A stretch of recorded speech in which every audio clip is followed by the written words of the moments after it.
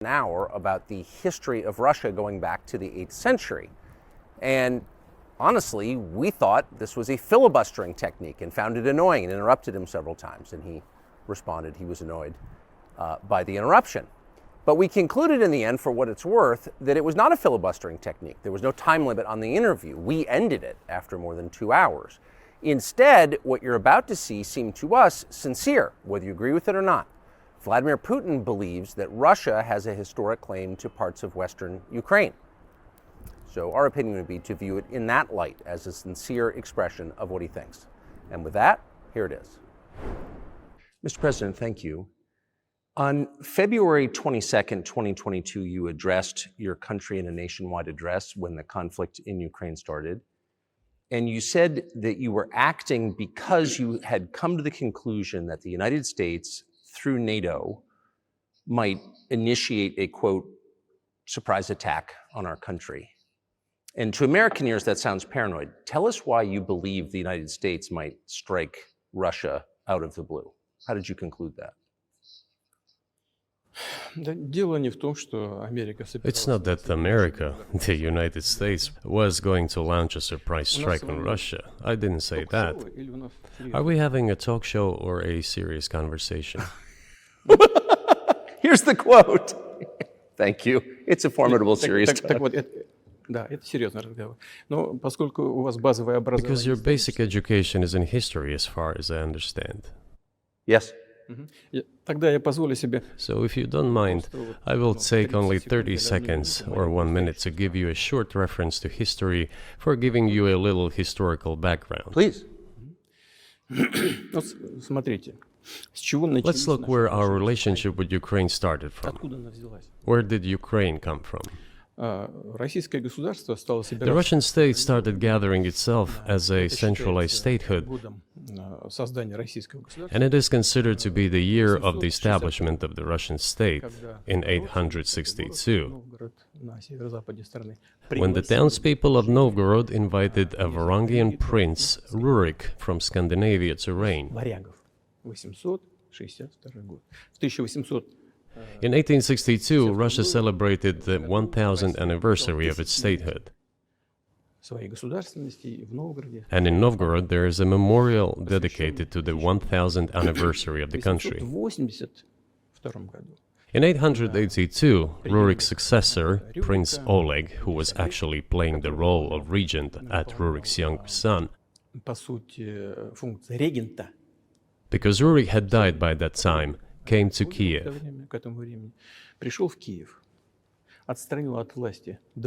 He ousted two brothers who apparently had once been members of Rurik's squad. So Russia began to develop with two centers of power, Kiev and Novgorod. The next very significant date in the history of Russia was 988. This was the baptism of Russia, when Prince Vladimir, the great-grandson of Rurik, baptized Russia and adopted Orthodoxy, or Eastern Christianity. From this time, the centralized Russian state began to strengthen. Why?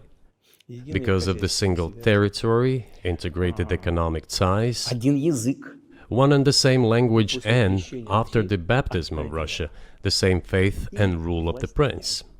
The centralized Russian state began to take shape. Back in the Middle Ages, Prince Yaroslav the Wise introduced the order of succession to a throne. But after he passed away, it became complicated for various reasons.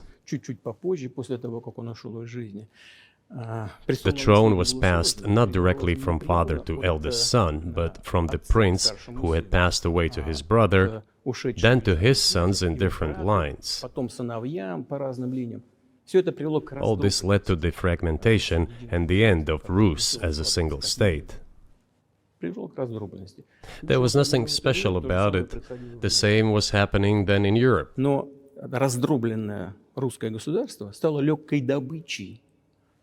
But the fragmented Russian state became an easy prey to the empire created earlier by Genghis Khan. His successors, namely Batu Khan, came to Rus, plundered and ruined nearly all the cities. The southern part, including Kiev, by the way, and some other cities, simply lost independence, while northern cities preserved some of their sovereignty. They had to pay tribute to the horde, but they managed to preserve some part of their sovereignty.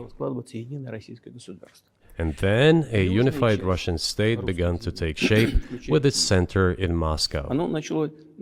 The southern part of Russian lands, including Kiev, began to gradually gravitate towards another magnet, the center that was emerging in Europe. This was the Grand Duchy of Lithuania. It was even called the Lithuanian-Russian Duchy, because Russians were a significant part of this population. They spoke the old Russian language and were Orthodox. But then there was a unification, the union of the Grand Duchy of Lithuania and the Kingdom of Poland.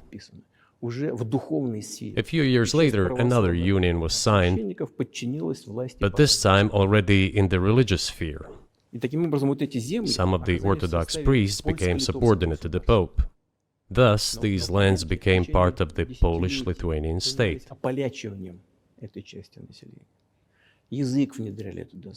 During decades, the Poles were engaged in Polonization of this part of the population.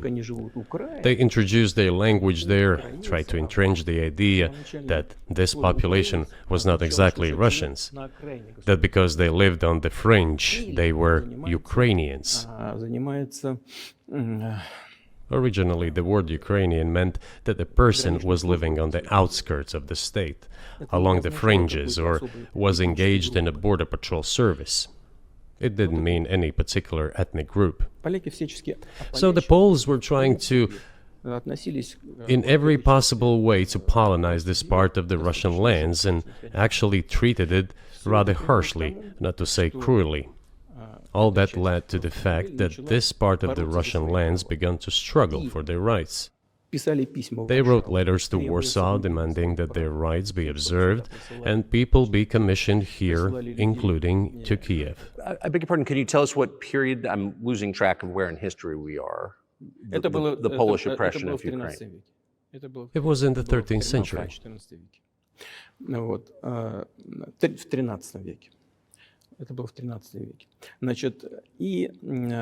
Now I will tell you what happened later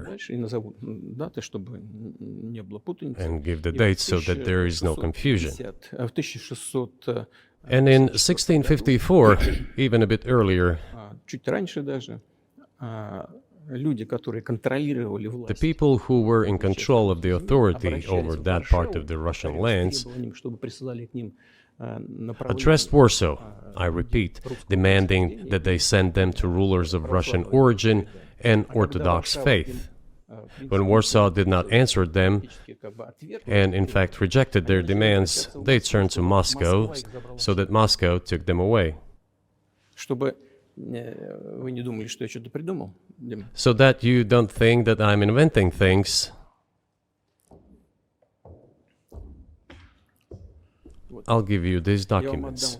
Well, it doesn't sound like you're inventing it. I'm not sure why it's relevant to what happened 2 years ago. But still, these are documents from the archives, copies. Here are the letters from Bogdan Khmelnytsky, the man who then controlled the power in this part of the Russian lands that is now called Ukraine. He wrote to Warsaw demanding that their rights be upheld. And after being refused, he began to write letters to Moscow, asking to take them under the strong hand of the Moscow Tsar. There are copies of these documents. I will leave them for your good memory. There is a translation into Russian. You can translate it into English later. Russia would not agree to admit them straight away, assuming that the war with Poland would start. Nevertheless, in 1654, the Pan-Russian Assembly of top clergy and landowners, headed by the Tsar, which was the representative body of the power of the old Russian state, decided to include a part of the old Russian lands into Moscow Kingdom. As expected, the war with Poland began. It lasted 13 years, and then in 1654, a truce was concluded. And 32 years later, I think, a peace treaty with Poland, which they called Eternal Peace, was signed. And these lands, the whole left bank of Dnieper, including Kiev, went to Russia. And the whole right bank of Dnieper remained in Poland. Under the rule of Catherine the Great, Russia reclaimed all of its historical lands, including in the south and west. This all lasted until the revolution. Before World War I, Austrian General Staff relied on the ideas of Ukrainianization and started actively promoting the ideas of Ukraine and the Ukrainianization.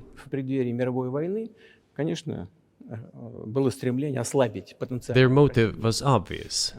Just before World War I, they wanted to weaken the potential enemy and secure themselves favorable conditions in the border area.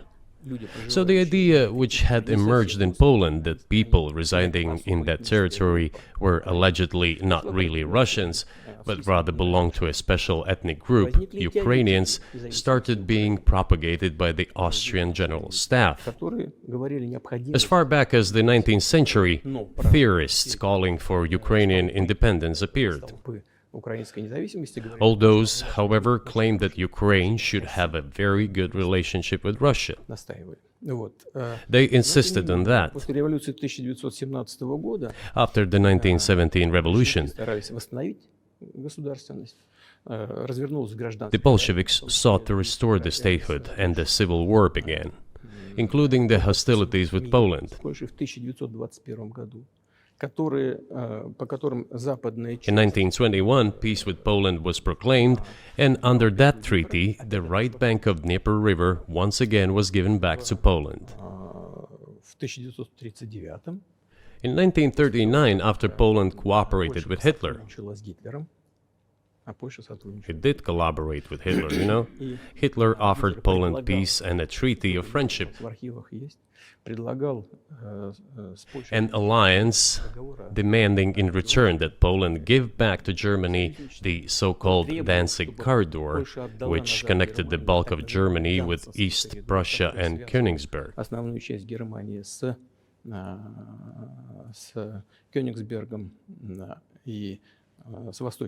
After World War I, this territory was transferred to Poland, and instead of Danzig, a city of Gdansk emerged. Hitler asked them to give it amicably, but they refused. Of course. Still, they collaborated with Hitler and engaged together in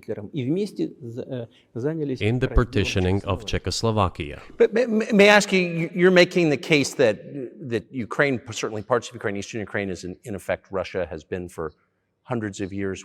Why wouldn't you just take it when you became president 24 years ago? You have nuclear weapons, they don't. If it's actually your land, why did you wait so long?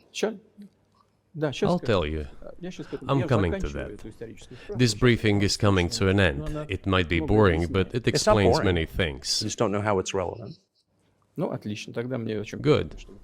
Good. I'm so gratified that you appreciate that. Thank you. So, before World War II, Poland collaborated with Hitler, and although it did not yield to Hitler's demands, it still participated in the partitioning of Czechoslovakia together with Hitler, as the Poles had not given the Danzig corridor to Germany and went too far, pushing Hitler to start World War II by attacking them. Why was it Poland against whom the war started on 1st September 1939? Poland turned out to be uncompromising, and Hitler had nothing to do but start implementing his plans with Poland. By the way, the USSR, I have read some archived documents, behaved very honestly. It asked Poland's permission to transit its troops through the Polish territory to help Czechoslovakia. But the then Polish foreign minister said that if the Soviet planes flew over Poland, they would be downed over the territory of Poland. But that doesn't matter. What matters is that the war began, and Poland fell prey to the policies it had pursued against Czechoslovakia, as under the well-known Molotov-Ribbentrop Pact. Part of the territory, including western Ukraine, was to be given to Russia. Thus, Russia, which was then named the USSR, regained its historical lands. After the victory in the Great Patriotic War, as we call World War II, all those territories were ultimately enshrined as belonging to Russia, to the USSR. As for Poland, it received, apparently in compensation, the lands which had originally been German. The eastern parts of Germany, these are now western lands of Poland. Of course, Poland regained access to the Baltic Sea and Danzig, which was once again given its Polish name. So this was how this situation developed. In 1922, when the USSR was being established, the Bolsheviks started building the USSR and established the Soviet Ukraine, which had never existed before. Right.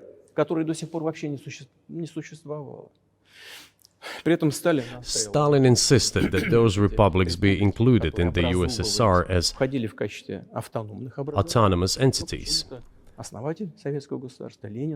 For some inexplicable reason, Lenin, the founder of the Soviet state, insisted that they be entitled to withdraw from the USSR.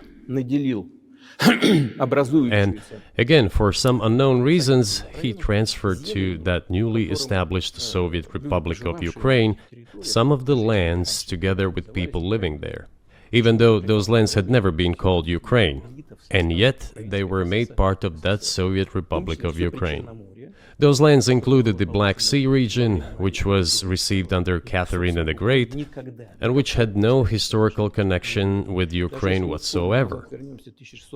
Even if we go as far back as 1654, when these lands returned to Russian Empire, that territory was the size of 3 to 4 regions of modern Ukraine, with no Black Sea region. That was completely out of the question. In 1654. Exactly.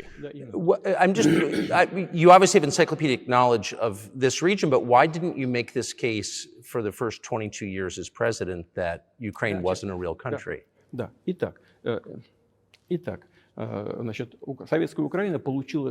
The Soviet Union was given a great deal of territory that had never belonged to it, including the Black Sea region.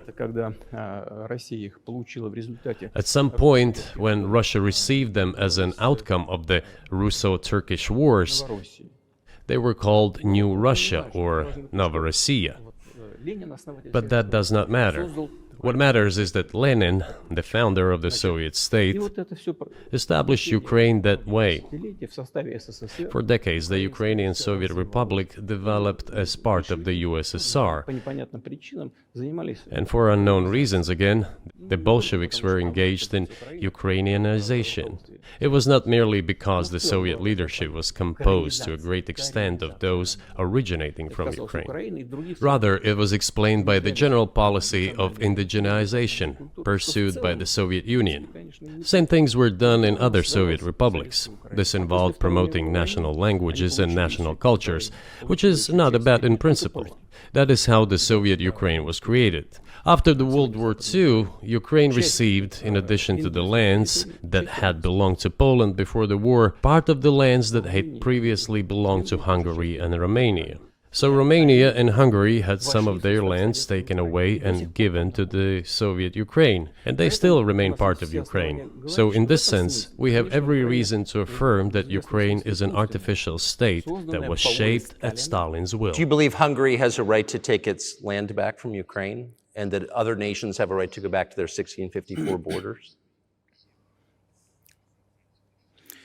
I'm not sure whether they should go back to the 1654 borders. But given Stalin's time, so-called Stalin's regime, which as many claim saw numerous violations of human rights and violations of the rights of other states, в этом смысле, конечно, вполне можно, если не говорить о том, что они имеют на это право. one may say that they could claim back those lands of theirs while having no right to do that. It is at least understandable. Have you told Viktor Orban that he can have part of Ukraine? Никогда не говорил. Never. I have never told him, not a single time. У нас с ним даже на этот счет не было никаких разговоров. Но мне достоверно... We have not even had any conversation on that, but I actually know for sure that Hungarians who live there Они, конечно, хотят вернуться на свою историю. wanted to get back to their historical land. Интересную историю, отвлекусь. Moreover, I would like to share a very interesting story with you. Значит, где-то в начале I digress, it's a personal one. из Somewhere in the early 80s, I went on a road trip in a car from then Leningrad across the Soviet Union through Kiev.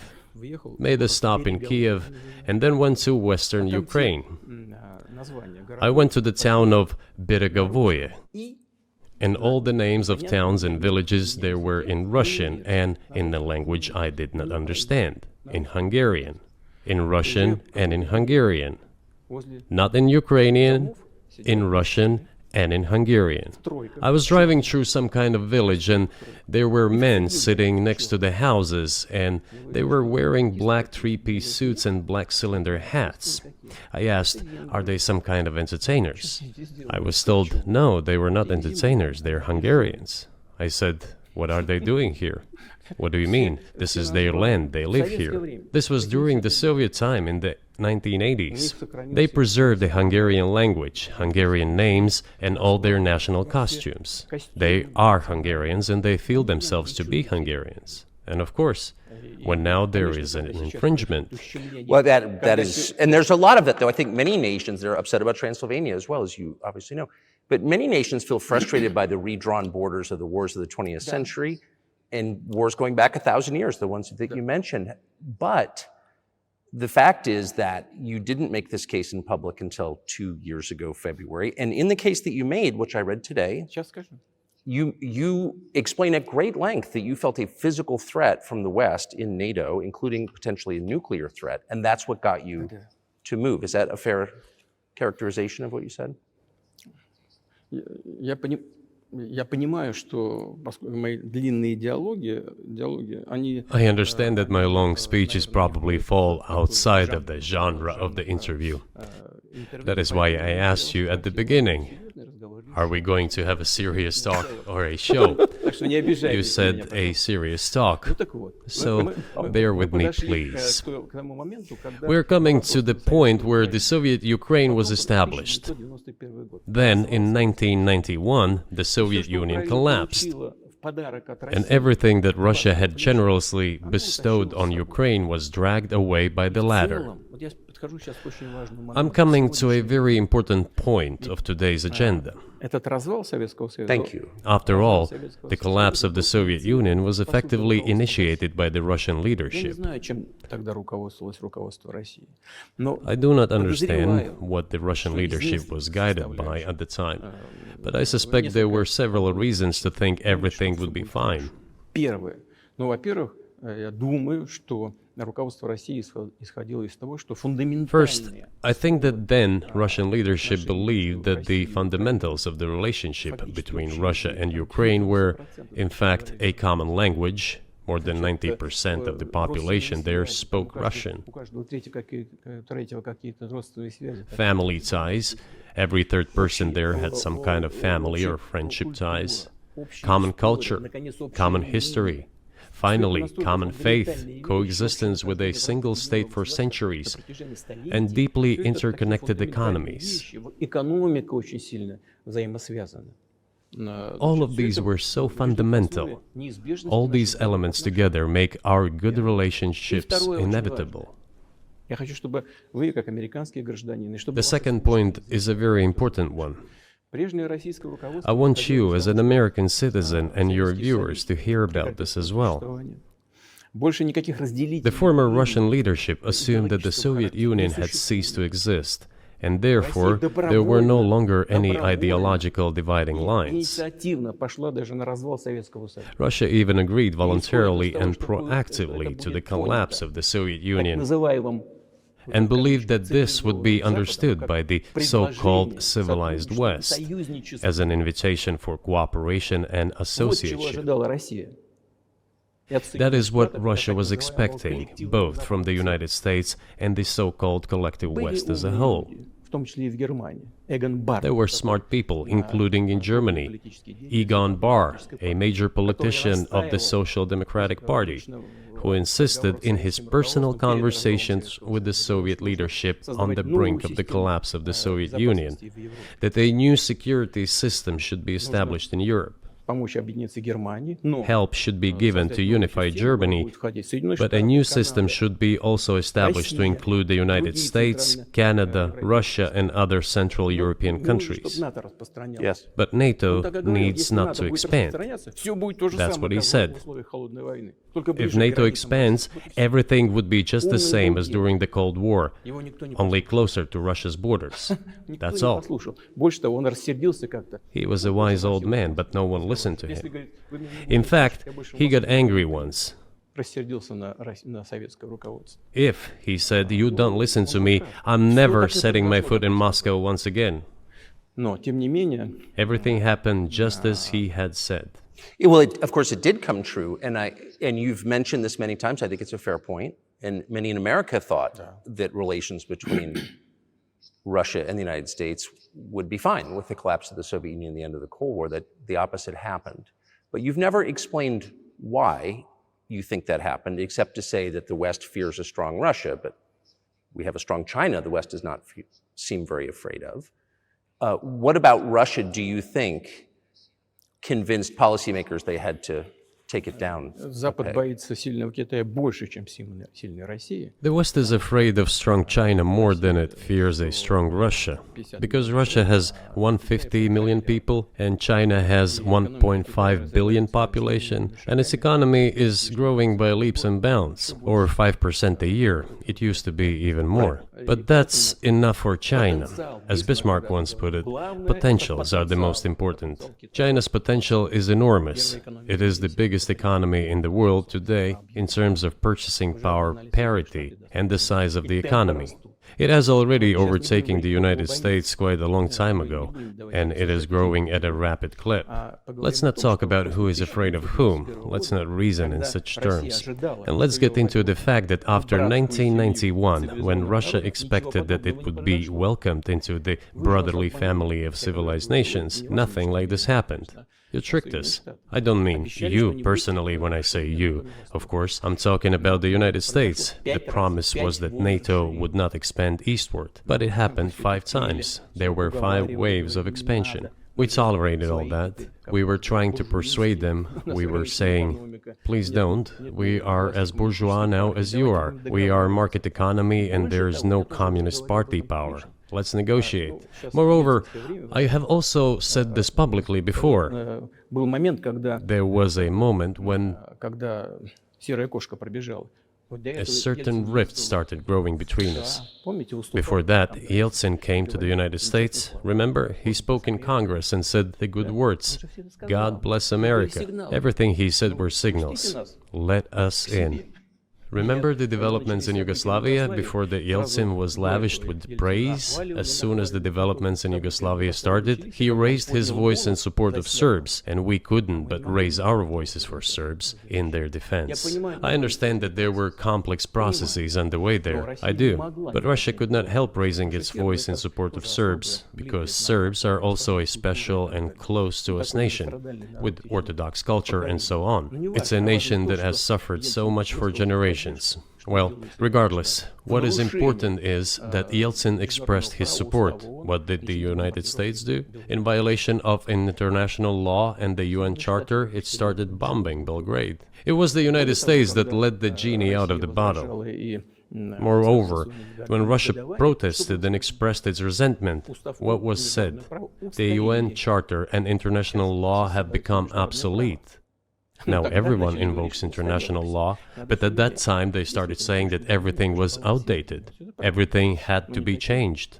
Indeed, some things need to be changed, as the balance of power has changed. It's true, but not in this manner.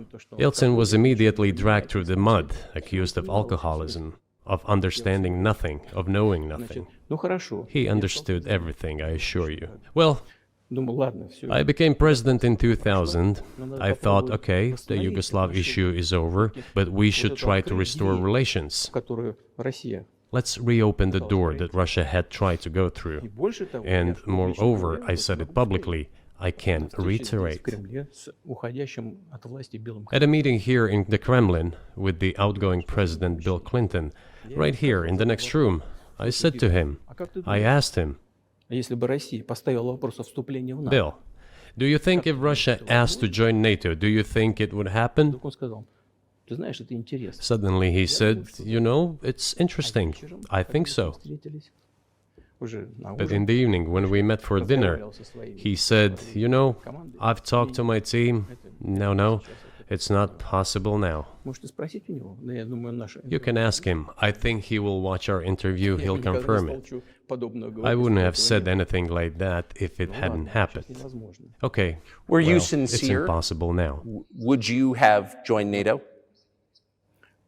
Look, I asked the question, is it possible or not? And the answer I got was no. If I was insincere in my desire to find out what the leadership position was... But if he had said yes, would you have joined NATO? If he had said yes, the process of rapprochement would have commenced, and eventually it might have happened, if we had seen some sincere wish on the other side of our partners.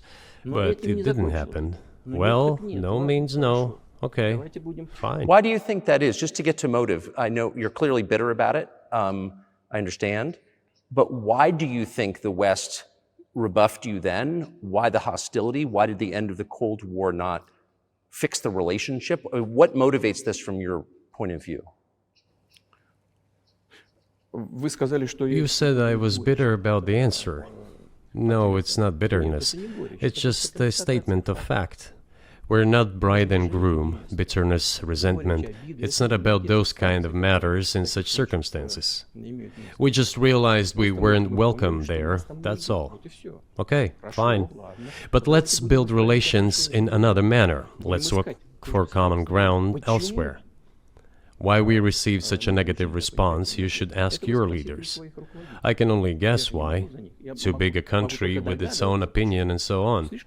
And the United States, I've seen how issues are being resolved in NATO. I will give you another example now concerning Ukraine.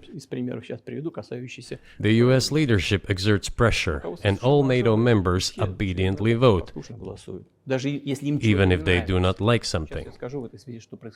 Now, I'll tell you what happened in this regard with Ukraine in 2008, although it's being discussed. I'm not going to open a secret to you, say anything new. Nevertheless, after that we tried to build relations in different ways. For example, the events in the Middle East, in Iraq. We were building relations with the United States in a very soft, prudent, cautious manner. I repeatedly raised the issue that the United States should not support separatism or terrorism in the North Caucasus. But they continue to do it anyway. And political support, information support, financial support, even military support came from the United States and its satellites for terrorist groups in the Caucasus. I once raised this issue with my colleague, also the President of the United States. He says, "It's impossible. Do you have proof?" I said, "Yes." I was prepared for this conversation, and I gave him that proof. He looked at it, and you know what he said? I apologize, but that's what happened. I'll quote. He says, "Well, I'm gonna kick their ass." We waited and waited for some response. There was no reply. I said to the FSB director, write to the CIA, what is the result of the conversation with President? He wrote once, twice, and then we got a reply. We have the answer in the archive.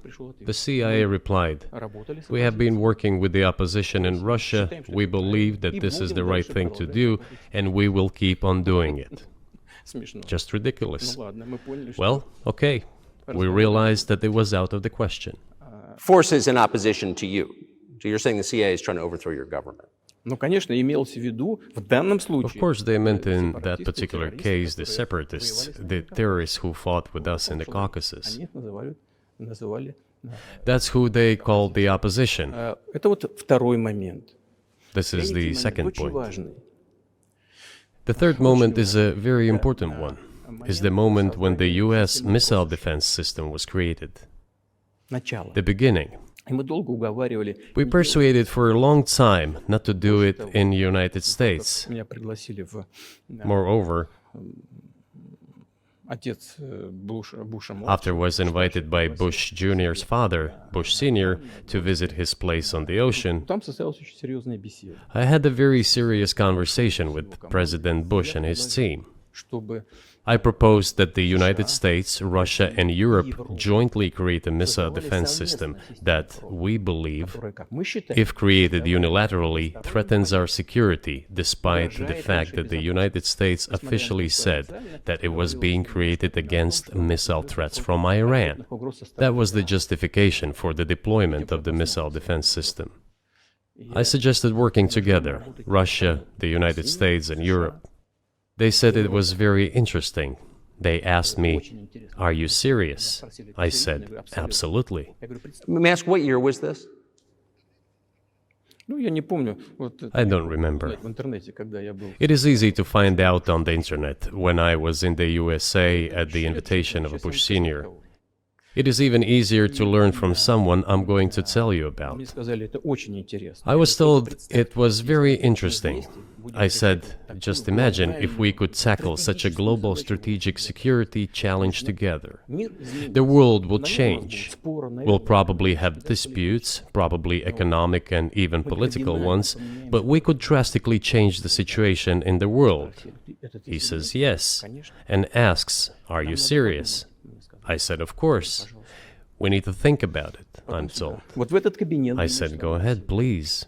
Then Secretary of Defense Gates, former director of CIA, and Secretary of State Rice came in here, in this cabinet, right here at this table. They sat on this table. Me, the foreign minister, the Russian defense minister on that side. Министр обороны. They said to me, Они мне yes, we have thought about it. We agree. I said, thank God, great, Но but with some exceptions. So twice you've described US presidents making decisions and then being undercut by their agency heads. So it sounds like you're describing a system that's not run by the people who were elected in your telling. именно так. That's right, В конечном that's right. итоге нас послали подальше. Я не буду. In the end, they just told us to get lost. I'm not going to tell you the details because I think it's incorrect. After all, it was confidential Наше предложение conversation. было отклонено. But our proposal was declined. That's a Тогда, fact. именно тогда я сказал, It was right then when I said, look, but then we will be forced to take countermeasures. будем создавать такие We will удары. create such strike systems that will certainly overcome missile defense Ответ systems. был такой. Мы The answer was, we are not doing this against you, and you do what you want, assuming that it is not against us, not against the United States. гиперзвуковые системы. I said, okay. Very well. That's the way it went. And we created hypersonic systems with intercontinental range, and we continue to develop them. We are now ahead of everyone, the United States and the other countries, in terms of the development of hypersonic strike systems, and we are improving them every day. Сделали. Мы But it wasn't us. пойти другим. We proposed to go the other way, and we were pushed Теперь back. по поводу расширения НАТО на восток. Now, Ну, about обещали. NATO's expansion to the Какого east. НАТО на восток? Well, we were promised no NATO to the east, not an inch to the east, as we were told. And then what? Что сказать? Ну, They said, well, it's not enshrined on paper, so we'll expand. 5 расширений. So there were 5 waves of expansion, the Baltic states, the whole of Eastern Europe, and so on. И вот теперь прихожу к главному. And now I come to the main thing. They have come to the Ukraine ultimately. In 2008, at the summit in Bucharest, they declared that the doors for Ukraine and Georgia to join NATO were open. Now about how decisions are made there. Germany, France seem to be against it, as well as some other European countries. But then, as it turned out later, President Bush, and he's such a tough guy, a tough politician, as I was told later, he exerted pressure on us and we had to agree. It's ridiculous, it's like kindergarten. Where are the guarantees? What kindergarten is this? What kind of people are these? Who are they? You see, they were pressed, they agreed. And then they say, Ukraine won't be in the NATO, you know? I say, I don't know. I know you agreed in 2008. Why won't you agree in the future?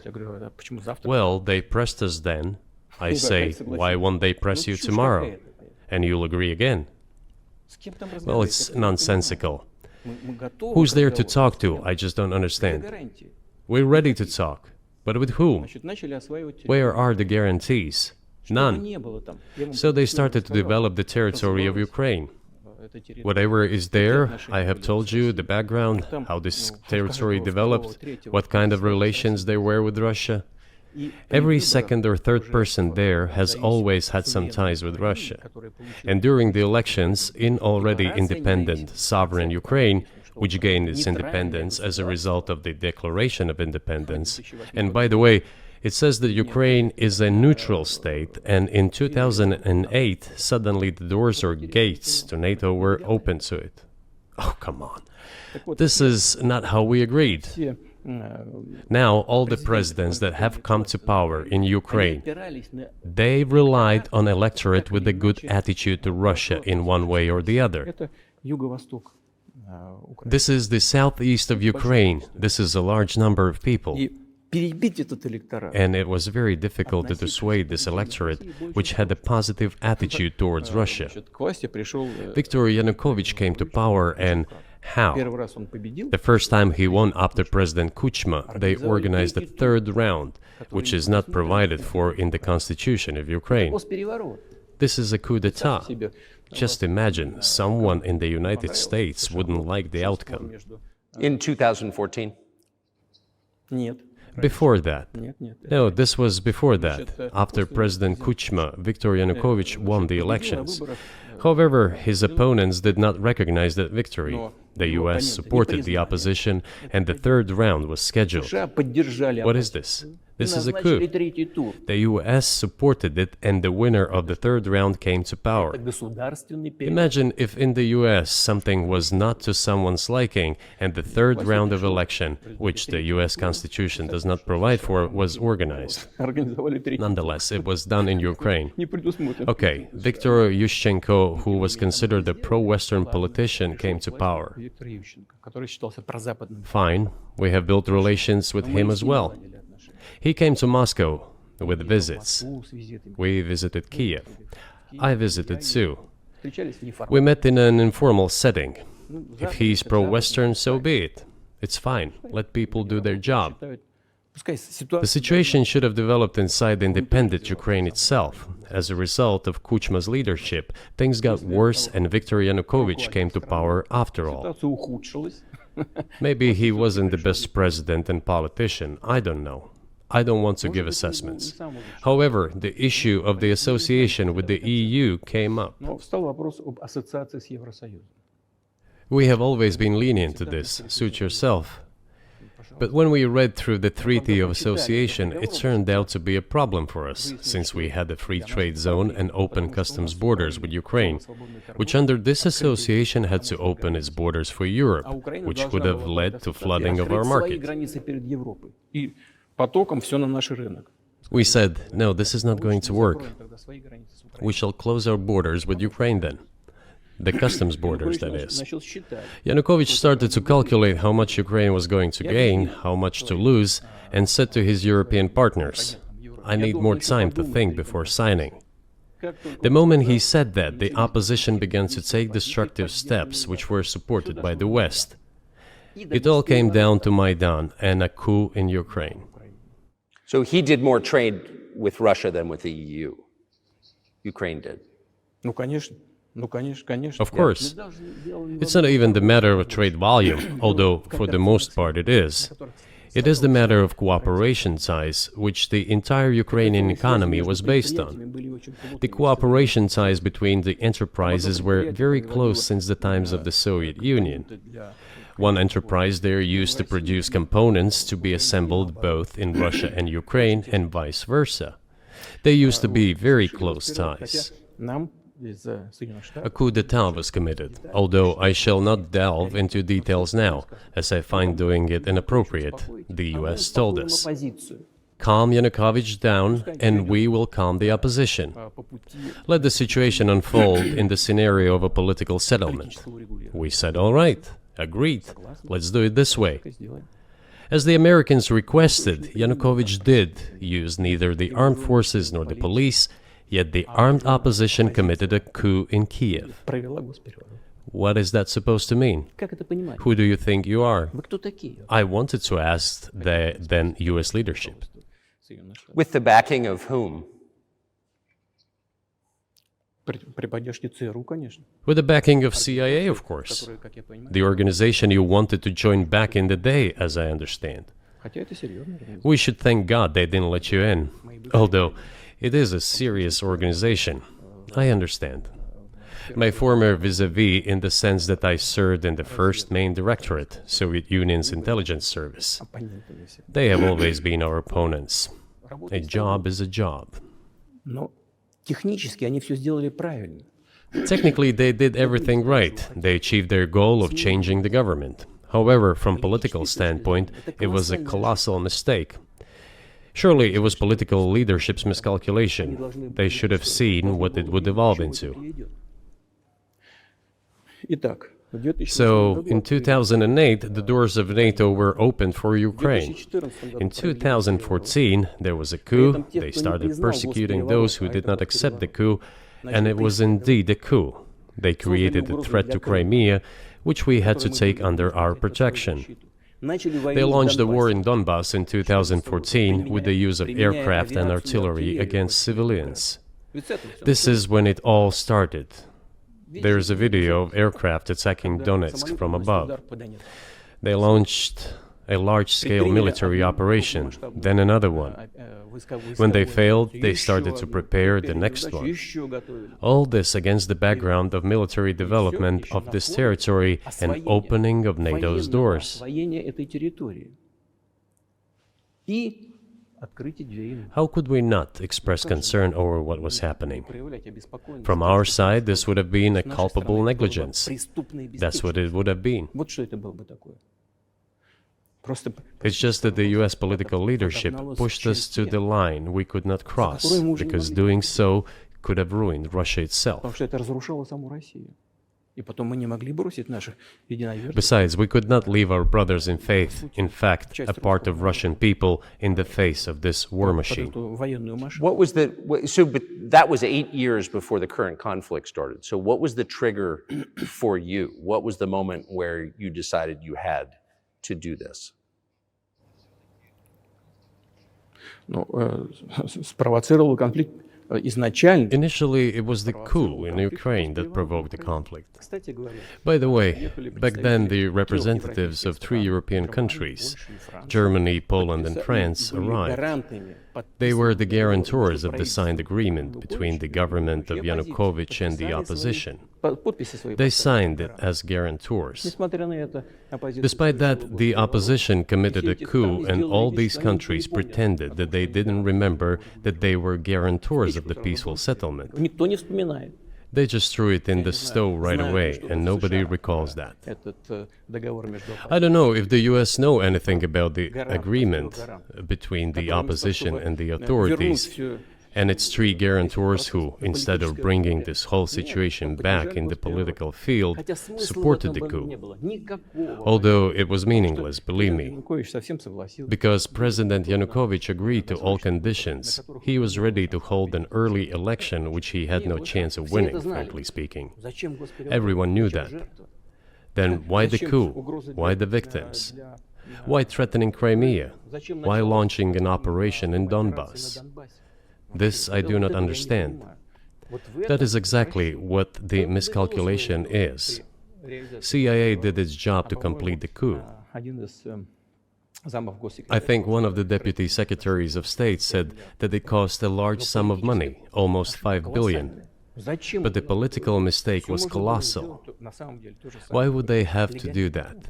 All this could have been done legally, without victims, without military action, without losing Crimea. We would have never considered to even lift a finger if it hadn't been for the bloody developments on Maidan. Because we agreed with the fact that after the collapse of the Soviet Union, our borders should be along the borders of former Union's republics. We agreed to that.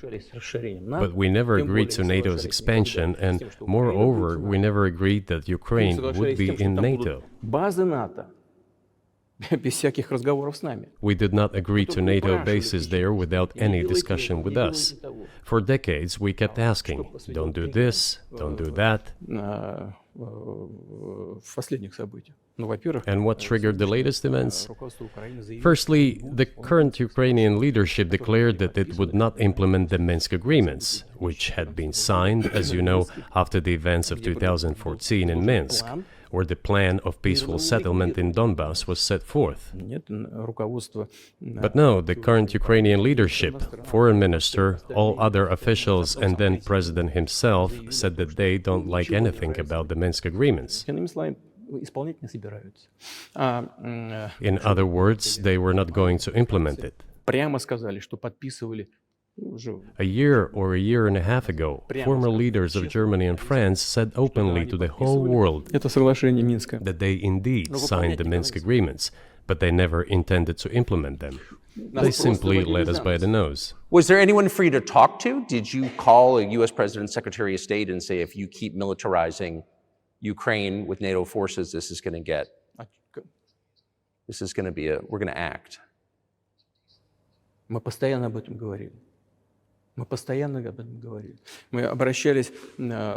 talked about this all the time. We addressed the United States and European countries' leadership to stop these developments immediately, to implement the Minsk agreements. Frankly speaking, I didn't know how we were going to do this, but I was ready to implement them. These agreements were complicated for Ukraine. They included lots of elements of those Donbass territories' independence. That's true. However, I was absolutely confident, and I'm saying this to you now.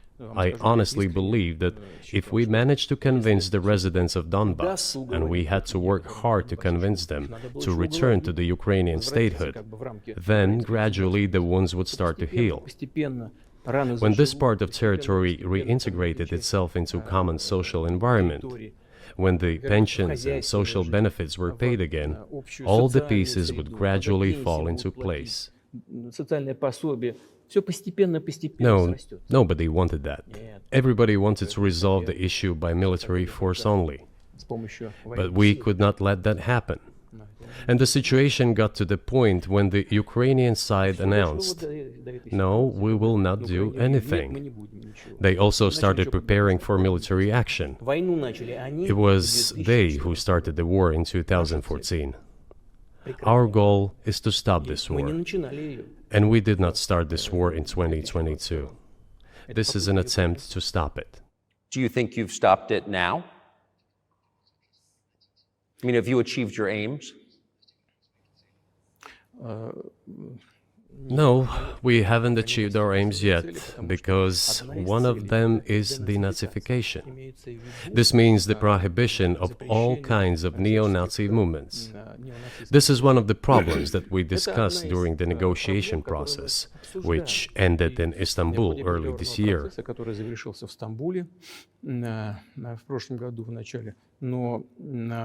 And it was not our initiative, because we were told by the Europeans, in particular, that it was necessary to create conditions for the final signing of the documents.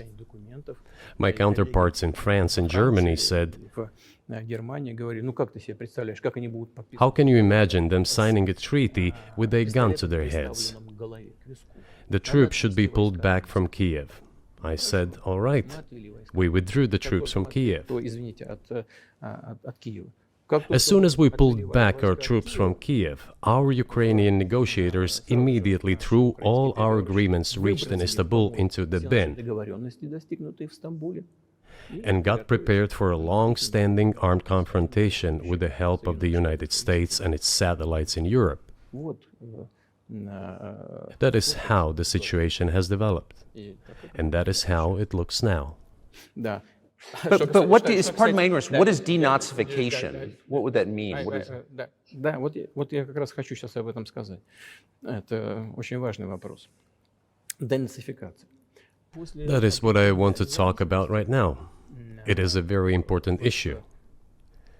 Denazification. Искать, как говорят некоторые. After gaining independence, Ukraine began to search, as some Western analysts say, its identity. Во главу угла этой идентичности. And it came up with nothing better than to build this identity upon some false heroes who collaborated with Hitler. Которые сотрудничали с Гитлером. Я уже говорил, что I have already said that in the early 19th century, when the theorists of independence and sovereignty of Ukraine appeared, they assumed that an independent Ukraine should have very good relations with Russia. но в силу исторического развития But due to the historical development, those territories were part of the Polish-Lithuanian Commonwealth, Poland, where Ukrainians were persecuted and treated quite brutally as well as were subject to cruel behavior. идентичность и вели себя очень жестоко. Это все осталось в памяти. There were also attempts to destroy their identity. Когда началась Вторая мировая война, часть этой All this remained in the memory of the people. When World War II broke out, part of this extremely nationalist elite collaborated with Hitler, believing that he would bring them freedom. она начала сотрудничать с Гитлером, полагая, что The German troops, even the SS troops, made Hitler's collaborators do the dirtiest work of exterminating the Polish and Jewish population. Hence this brutal massacre of the Polish and Jewish population, as well as the Russian population too. которые с Гитлером сотрудничали. Вот отсюда вот эта жестокая резня. This was led by the persons who are well known, Bandera, Shukevich. It was those people who were made national heroes. That is the problem. And we are constantly told that nationalism and neo-Nazism exist in other countries as well. Yes, they are seedlings, but we uproot them, and other countries fight against them. But Ukraine is not the case. These people have been made into national heroes in Ukraine. Monuments to those people have been erected. They are displayed on flags. Their names are shouted by crowds that walk with torches, as it was in Nazi Germany. Возводят. Они на флагах, они их имена кричат. These were people who exterminated Poles, Jews, and Russians. Это люди, которые уничтожали поляков, евреев и русских. Надо It is necessary to stop this practice and prevent the dissemination of this concept. I say that Ukrainians are part of the one Russian people. They say, no, we are a separate people. Okay, fine. If they consider themselves a separate people, they have the right to do so, but not on the basis of Nazism, the Nazi ideology. would you be satisfied with the territory that you have now? Нет, сейчас закончим. Вы же задали вопрос по неонацизму и денацификации. I will finish answering the question. You just asked a question about neo-Nazism and denazification. Замалчивается на Западе. Look, the president of Ukraine visited Canada. The story is well known, but being silenced in the Western countries. Спикер парламента. The Canadian Parliament introduced a man who, as the Speaker of the Parliament said, fought against the Russians during the World War II. Well, who fought against the Russians during the World War II? Выяснилось, что это Hitler and his accomplices. он лично It turned out that this man served in the SS troops. He personally killed Russians, Poles, and Jews. они занимались. The SS troops consisted of Ukrainian nationalists who did this dirty work. The president of Ukraine stood up with the entire parliament of Canada and applauded this man. How can this be imagined? The president of Ukraine himself, by the way, is a Jew by nationality. Really, my question is, what do you do about it? I mean, Hitler's been dead for 80 years. Nazi Germany no longer exists. And so, true. And so, I think what you're saying is you want to extinguish or at least control Ukrainian nationalism, but how? How do you do that? Вот послушайте меня. Ваш вопрос очень тонкий. Listen to me. Your question is very subtle, and I can tell you what I think. Do not take offense. Of course. Он, казалось бы, тонкий, он очень противный, этот вопрос. This question appears to be subtle. It is quite pesky. Значит, You say Hitler has been dead for so many years, 80 years. But his example lives on. People who exterminated Jews, Russians, and Poles are alive. And the president, the current president of today's Ukraine, applauds him in the Canadian Parliament, gives a standing ovation. Can we say that we have completely uprooted this ideology if what we see is happening today? That is what denazification is in our understanding. We have to get rid of those people who maintain this concept and support this practice and try to preserve it. That is what denazification is. That is what we mean. Right. My question was a little more specific. It was, of course, not a defense of Nazis, neo or otherwise. It was a practical question. You don't control the entire country. You don't control Kiev. You don't seem like you want to. So how do you eliminate a culture or an ideology or feelings or a view of history in a country that you don't control? What do you do about that? А вы знаете, как вам не покажется странным, в ходе переговоров в Стамбуле... You know, as strange as it may seem to you, during the negotiations in Istanbul, we did agree that we have it all in writing. Neo-Nazism would not be cultivated in Ukraine, including that it would be prohibited at the legislative level. Mr. Carlson, we agreed on that. This, it turns out, can be done during the negotiation process. And there's nothing humiliating for Ukraine as a modern civilized state. Is any state allowed to promote Nazism? It is not, is it? That is it. Will there be talks, and why haven't there been talks about resolving the conflict in Ukraine, peace talks? Они были, они дошли до очень высокой стадии согласования позиций, сложно. They have been. They reached a very high stage of coordination of positions in a complex process, but still they were almost finalized. But after we withdrew our troops from Kiev, as I have already said, the other side threw away all these agreements and obeyed the instructions of Western countries, European countries, and the United States to fight Russia to the bitter end. Moreover, the president of Ukraine has legislated a ban on negotiating with Russia. He signed a decree forbidding everyone to negotiate with Russia. But how are we going to negotiate if he forbade himself and everyone to do this? We know that he is putting forward some ideas about this settlement, but in order to agree on something, we need to have a dialogue. Is that not right? Well, but you wouldn't be speaking to the Ukrainian president, you'd be speaking to the American president. When was the last time you spoke to Joe Biden? I cannot remember when I talked to him. I do not remember. We can look it up. You don't remember? No. Why? Do I have to remember everything? I have my own things to do. We have domestic political affairs. Well, he's funding the war that you're fighting, so I would think that would be memorable. Well, yes, he funds, but I talked to him before the special military operation, of course. And I said to him then, by the way, I will not go into details, I never do, but I said to him then, I believe that you are making a huge mistake of historic proportions by supporting everything that is happening there, in Ukraine, by pushing Russia away. I told him, told him repeatedly, by the way. I think that would be correct if I stop here. What did he say? Ask him, please. It is easier for you. You are a citizen of the United States. Go and ask him. It is not appropriate for me to comment on our conversation. But you haven't spoken to him since before February of 2022.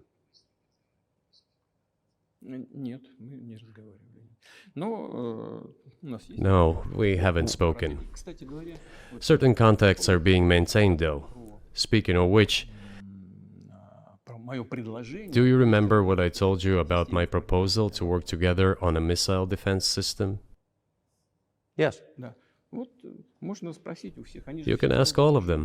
All of them are safe and sound, thank God. The former president, Condoleezza, is safe and sound, and I think Mr. Gates and the current director of the intelligence agency, Mr. Burns, the then ambassador to Russia, in my opinion, are very successful ambassador. They were all witnesses to these conversations. Ask them. Same here. If you are interested in what Mr. President Biden responded to me, ask him. At any rate, I talked to him about it. I'm definitely interested, but from the outside, it seems like this could devolve or evolve into something that brings the entire world into conflict and could initiate a nuclear launch. And so why don't you just call Biden and say, let's work this out?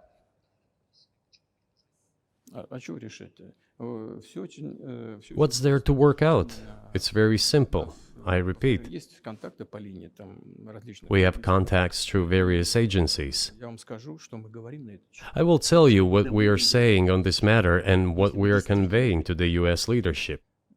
If you really want to stop fighting, you need to stop supplying weapons. It will be over within a few weeks. That's it. And then we can agree on some terms. Before you do that, stop. What's easier? Why would I call him?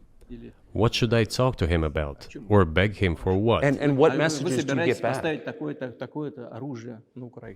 You're going to deliver such and such weapons to Ukraine? Oh, I'm afraid, please don't. What is there to talk about? Do you think NATO is worried about this becoming a global war or a nuclear conflict? At least that's what they're talking about. And they're trying to intimidate their own population with an imaginary Russian threat. This is an obvious fact. And thinking people, not Philistines, but thinking people, analysts, those who are engaged in real politics, just smart people, understand perfectly well that this is a fake. They're trying to fuel the Russian threat. The threat I think you're referring to is a Russian invasion of Poland, Latvia, expansionist behavior. Can you imagine a scenario where you sent Russian troops to Poland?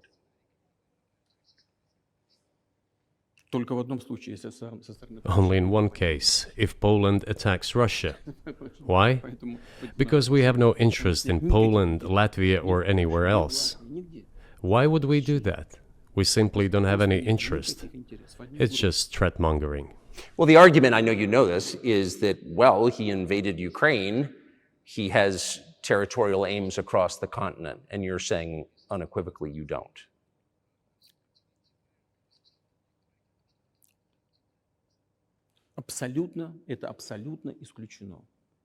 It is absolutely out of the question.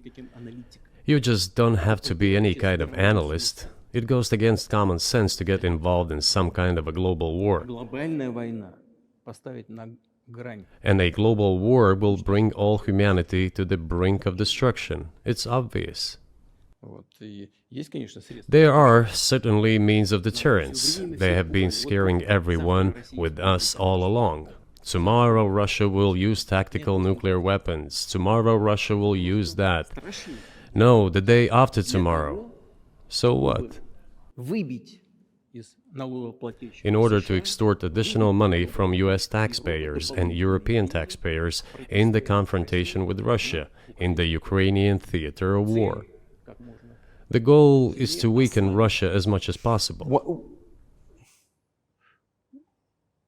One of our senior United States senators from the state of New York, Chuck Schumer, said yesterday, I believe, that we have to continue to fund the Ukrainian effort or U.S.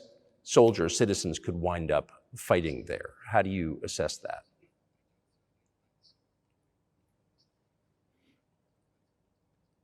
Это провокация. This is a provocation, and a cheap provocation at that. Американские солдаты должны воевать. I do not understand why American soldiers should fight in Ukraine. There are mercenaries from the United States there. The bigger number of mercenaries comes from Poland, with mercenaries from the United States in second place and mercenaries from Georgia in third place. Безусловно. Well, if somebody has the desire to send regular troops, that would certainly bring humanity to the brink of very serious global conflict. This is obvious. Do the United States need this? What for? Национальной территории. У вас нечем заниматься. Thousands of miles away from your national territory. На границе полно. Проблемы с Don't you have anything better to do? с государством. You have issues on the border, issues with migration, issues with the national debt, more than $33 trillion. You have nothing better to do, so you should fight in Ukraine? Понимая ситуацию, которая складывается. Wouldn't it be better to negotiate with Russia? Make an agreement, already understanding the situation that is developing today, realizing that Russia will fight for its interests to the end? К здравому смыслу. And realizing this, actually return to common sense, start respecting our country and its interests, and look for certain solutions. Мне кажется, что это гораздо умнее. It seems to me that this is much smarter and more rational. Who blew up Nord Stream? You for sure. I was busy that day. Nate, do you have I did not blow up Nord Stream. Thank you, though. У вас лично, может быть, есть алиби. У вас лично. You personally may have an alibi, but the CIA has no such alibi. Do you have evidence that NATO or the CIA did it?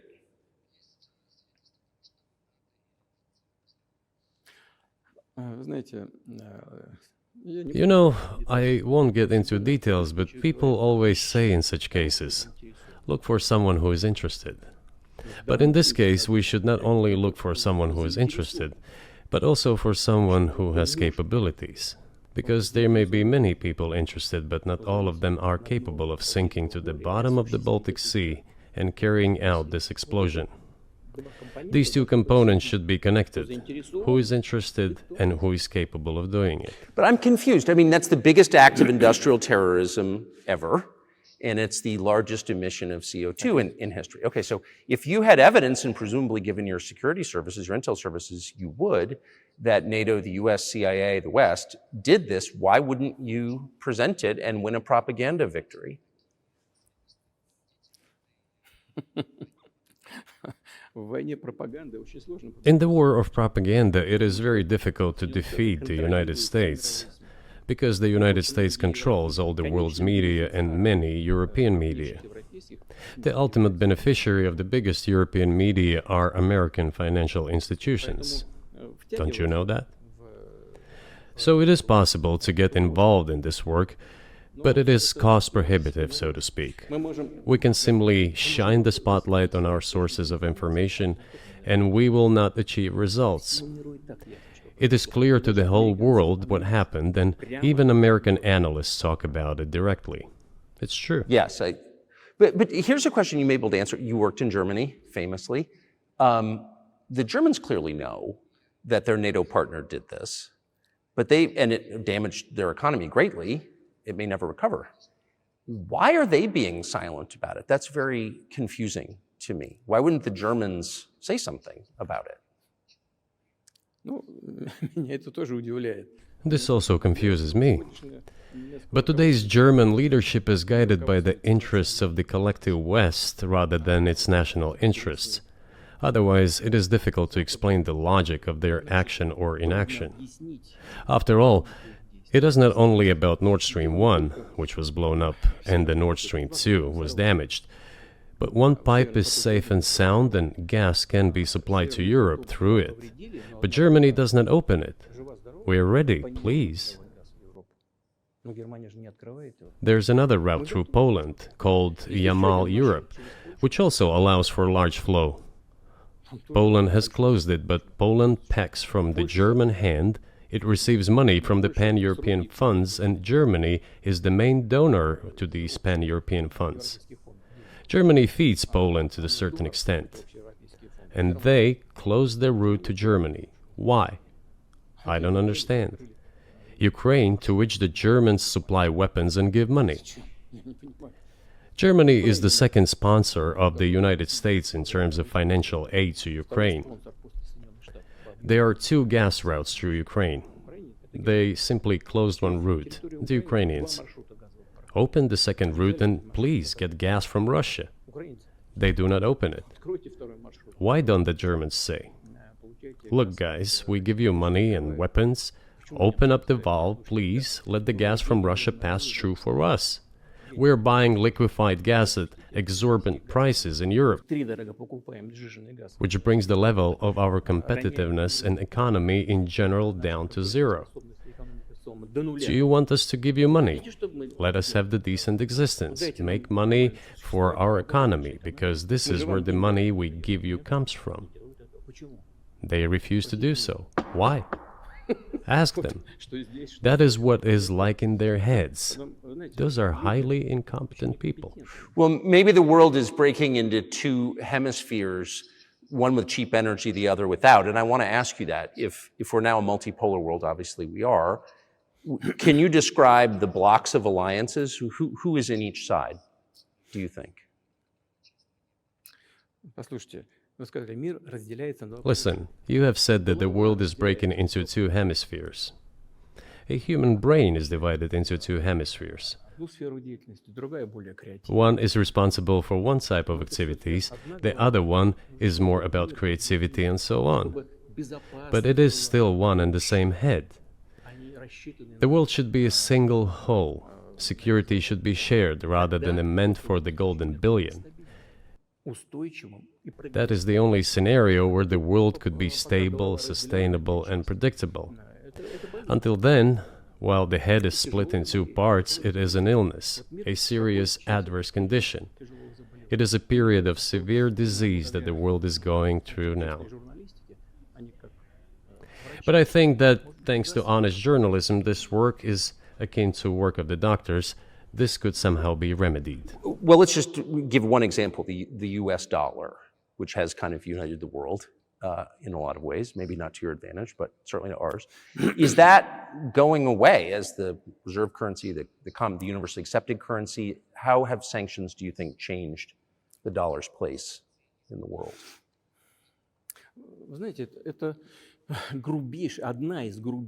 You know, to use the dollar as a tool of foreign policy struggle is one of the biggest strategic mistakes made by the US political leadership. The dollar is the cornerstone of the United States power. I think everyone understands very well that no matter how many dollars are printed, they are quickly dispersed all over the world.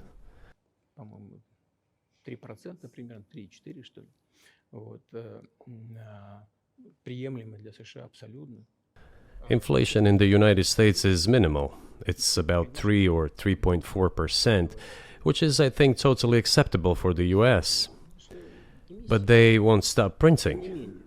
What does the debt of $33 trillion tell us about? It is about the emission.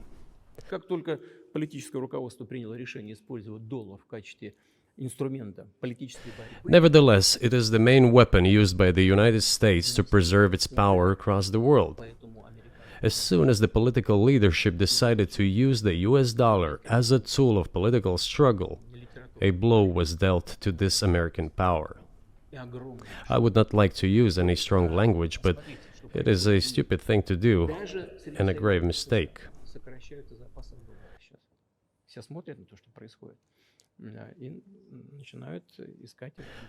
Look at what is going on in the world. Even the United States allies are now downsizing their dollar reserves. Seeing this, everyone starts looking for ways to protect themselves.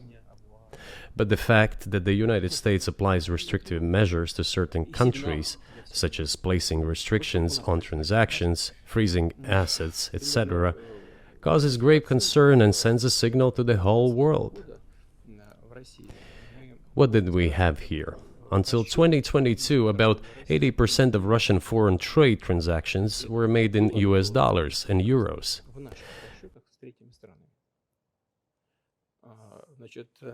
US dollars accounted for approximately 50% of our transactions with third countries, while currently it is down to 13%. It wasn't us who banned the use of the US dollar.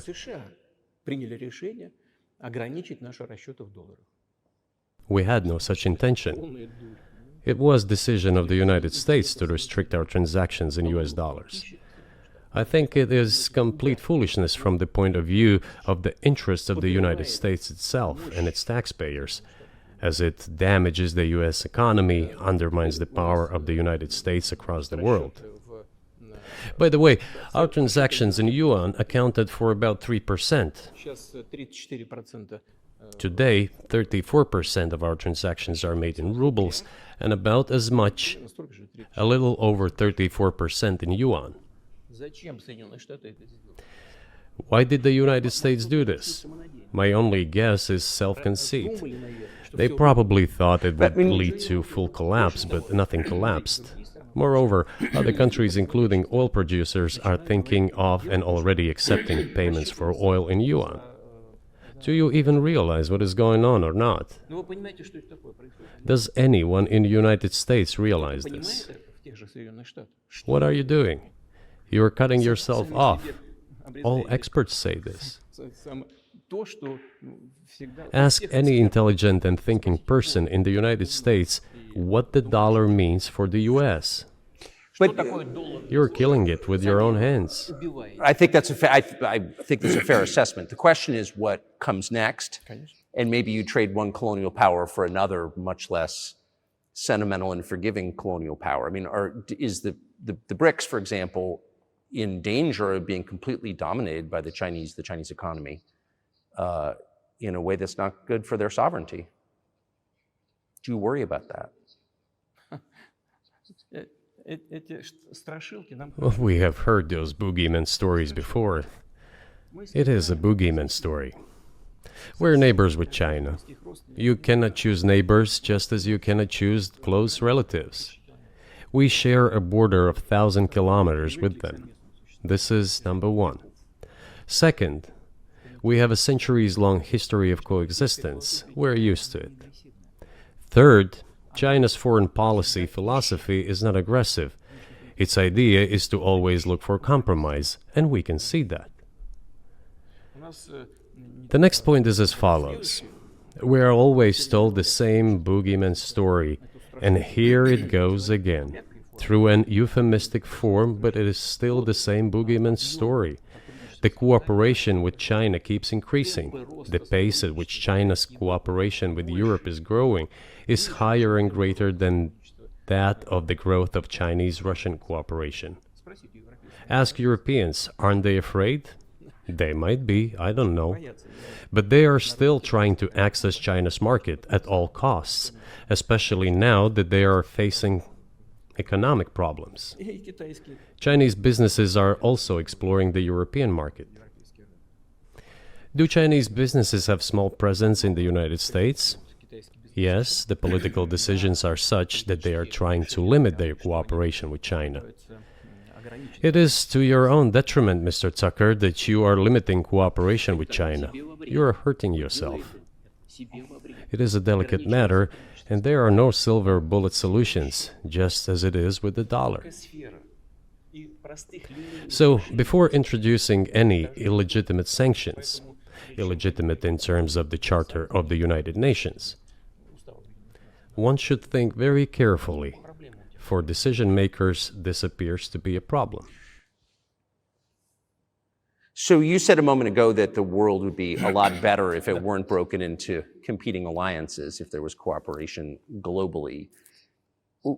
One of the reasons you don't have that is because the current American administration is dead set against you, do you think if there were a new administration after Joe Biden that you would be able to reestablish communication with the US government? Or does it not matter who the president is? Сейчас скажу, но чтобы закончить предыдущий вопрос. I will tell you, but let me finish the previous thought. We, together with my colleague and friend, President Xi Jinping, set a goal to reach $200 billion of mutual trade with China this year. We have exceeded this level. According to our figures, our bilateral trade with China totals already $230 billion, and the Chinese statistics says it is $240 billion. One more important thing. Our trade is well balanced, mutually complementary in high-tech, energy, scientific research and development. It is very balanced.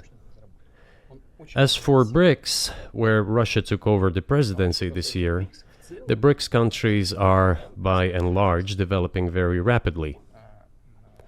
Look, if memory serves me right, back in 1992, the share of the G7 countries in the world economy amounted to 47%, whereas in 2022 it was down to, I think, a little over 30%. The BRICS countries accounted for only 16% in 1992, but now their share is greater than that of the G7. It has nothing to do with the events in Ukraine. This is due to the trends of global development and world economy, as I mentioned just now. And this is inevitable. This will keep happening. It is like the rise of the sun. You cannot prevent the sun from rising. You have to adapt to it. How do the United States adapt? With the help of force, sanctions, pressure, bombings, and use of armed forces. This is about self-conceit. Your political establishment does not understand that the world is changing under objective circumstances. And in order to preserve your level, even if someone aspires, pardon me, to the level of dominance, you have to make the right decisions in a competent and timely manner. Such brutal actions, including with regard to Russia and, say, other countries, are counterproductive. This is an obvious fact. It has already become evident. You just asked me if another leader comes and changes something. It is not about the leader. It is not about the personality of a particular person. I had a very good relationship with, say, Bush. I know that in the United States, he was portrayed as some kind of a country boy who does not understand much. I assure you that this is not the case. I think he made a lot of mistakes with regard to Russia, too. I told you about 2008 and the decision in Bucharest to open the NATO's doors for Ukraine and so on. That happened during his presidency. He actually exercised pressure on the Europeans. But in general, on a personal human level, I had a very good relationship with him. He was no worse than any other American or Russian or European politician. I assure you, he understood what he was doing as well as others. I had such personal relationship with Trump as well. It is not about the personality of the leader, it is about the elite's mindset. If the idea of domination at any cost, based also on forceful actions, dominates the American society, nothing will change. It will only get worse. But if, in the end, one comes to the awareness that the world has been changing due to the objective circumstances, and that one should be able to adapt to them in time, using the advantages that the US still has today, then perhaps something may change. Look, China's economy has become the first economy in the world in purchasing power parity. In terms of volume, it overtook the US a long time ago. The USA comes second, then India, 1.5 billion people, and then Japan, with Russia in the fifth place. Russia was the first economy in Europe last year, despite all the sanctions and restrictions. Is it normal from your point of view? Sanctions, restrictions, impossibility of payments in dollars, being cut off from SWIFT services, sanctions against our ships carrying oil, sanctions against airplanes, sanctions in everything, everywhere. The largest number of sanctions in the world which are applied against Russia. And we have become Europe's first economy during this time. The tools that US uses don't work. Well, one has to think about what to do. If this realization comes to the ruling elites, then yes, then the first person of the state will act in anticipation of what the voters and the people who make decisions at various levels expect from this person. Then maybe something will change. But you're describing two different systems. You say the leader acts in the interest of the voters, but you also say these decisions are not made by the leader, they're made by the ruling classes. You've run this country for so long, you've known all these American presidents. What are those power centers in the United States, do you think? Like, who actually makes the decisions?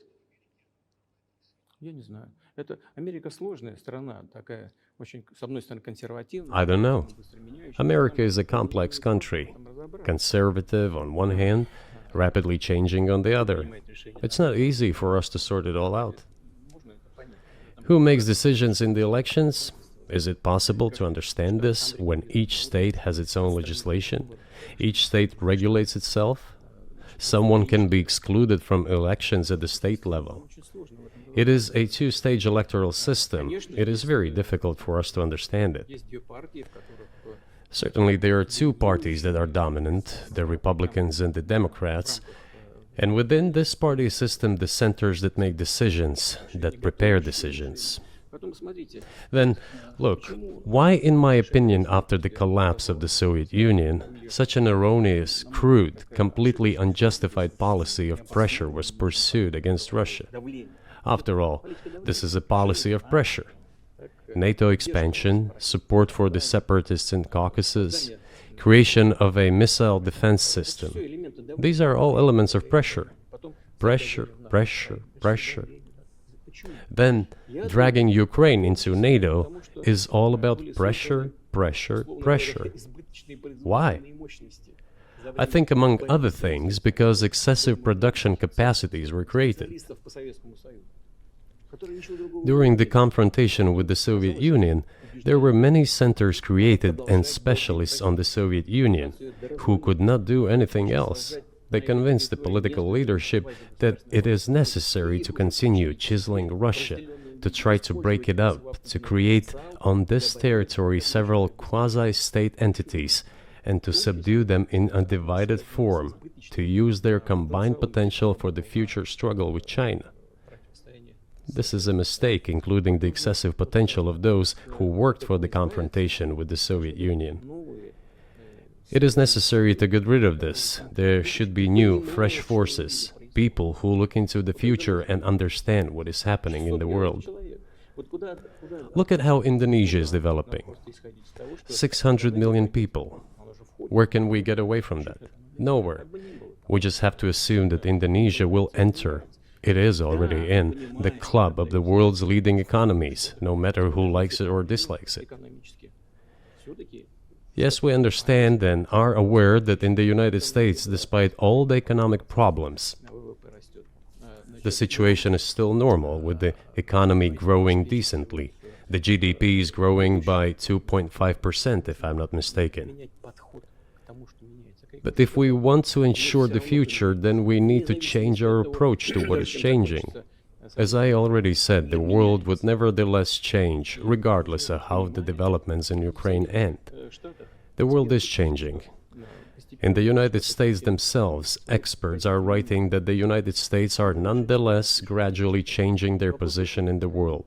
It is your experts who write that. I just read them. The only question is how this would happen, painfully and quickly, or gently and gradually. And this is written by people who are not anti-American. They simply follow global development trends. That's it.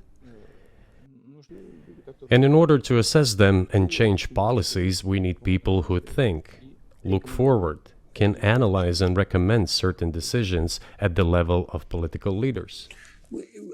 I just have to ask, you've said clearly that NATO expansion eastward is a violation of the promise you all were made in 1990. It's a threat to your country. Right before you sent troops into Ukraine, the Vice President of the United States went to the Munich Security Conference and encouraged the President of Ukraine to join NATO. Do you think that was an effort to provoke you into military action? Мы просто, я еще раз повторяю, мы многократно предлагали... I repeat once again, we have repeatedly proposed to seek a solution to the problems that arose in Ukraine after 2014 coup d'etat through peaceful means. But no one listened to us. And moreover, the Ukrainian leaders who were under the complete US control suddenly declared that they would not comply with the Minsk agreements. They disliked everything there and continued military activity in that territory. Шло освоение этой территории натовскими военными структурами под видом различных центров. And in parallel, that territory was being exploited by NATO military structures under the guise of various personnel training and retraining centers. They essentially began to create bases there. That's all. Ukraine announced that the Russians were a non-titular nationality, while passing the laws that limit the rights of non-titular nationalities in Ukraine. Ukraine, having received all these southeastern territories as a gift from the Russian people, suddenly announced that the Russians were a non-titular nationality in that territory. Is that normal?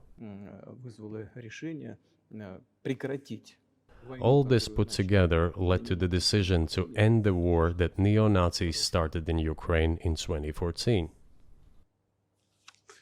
Do you think Zelensky has the freedom to negotiate a settlement to this conflict?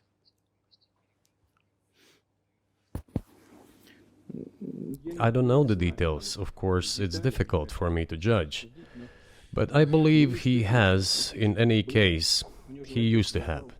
His father fought against the fascists, Nazis, during World War II. I once talked to him about this. I said, Volodya, what are you doing? Why are you supporting neo-Nazis in Ukraine today, while your father fought against fascism? He was a front-line soldier. I will not tell you what he answered. This is a separate topic, and I think it's incorrect for me to do so. But as to the freedom of choice, why not? He came to power on the expectations of Ukrainian people that he would lead Ukraine to peace. He talked about this. It was thanks to this that he won the elections overwhelmingly. But then, when he came to power, in my opinion, he realized two things. Firstly, it is better not to clash with neo-Nazis and nationalists, because they are aggressive and very active. You can expect anything from them. And secondly, the US-led West supports them and will always support those who antagonize with Russia. It is beneficial and safe. So he took the relevant position despite promising his people to end the war in Ukraine. He deceived his voters. But do you think at this point, as of February 2024, he has the latitude, the freedom, to speak with you or your government directly about putting an end to this, which clearly isn't helping his country or the world? Can he do that, do you think? Ну, а почему нет? Он же Why считается not? главой государства. He considers himself head of state. He won the elections. Although we believe in Russia that the coup d'etat is the primary source of power for everything that happened after 2014. And in this sense, even today, government is flawed. But he considers himself the president, and he is recognized by the United States, all of Europe, and practically the rest of the world in such a capacity. Why not? He can. We negotiated with Ukraine in Istanbul. We agreed. He was aware of this. Moreover, the negotiation group leader, Mr. Arahamiya is his last name, I believe still heads the faction of the ruling party, the party of the president in the Rada. He still heads the presidential faction in the Rada, the country's parliament. He still sits there. He even put his preliminary signature on the document I am telling you about. But then he publicly stated to the whole world, we were ready to sign this document, but Mr. Johnson, then the Prime Minister of Great Britain, came and dissuaded us from doing this, saying it was better to fight Russia.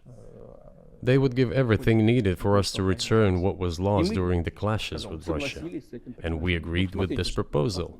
Look, his statement has been published. He said it publicly. Can they return to this or not? The question is, do they want it or not? Further on, President of Ukraine issued a decree prohibiting negotiations with us.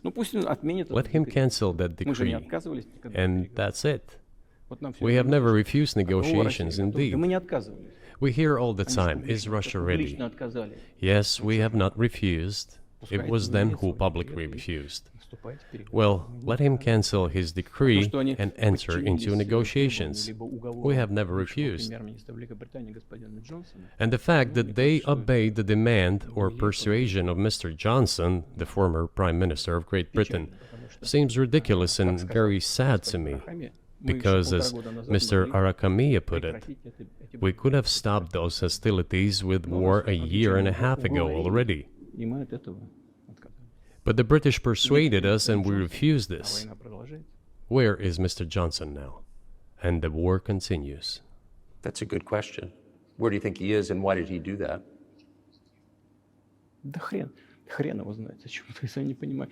Hell knows. I don't understand it myself.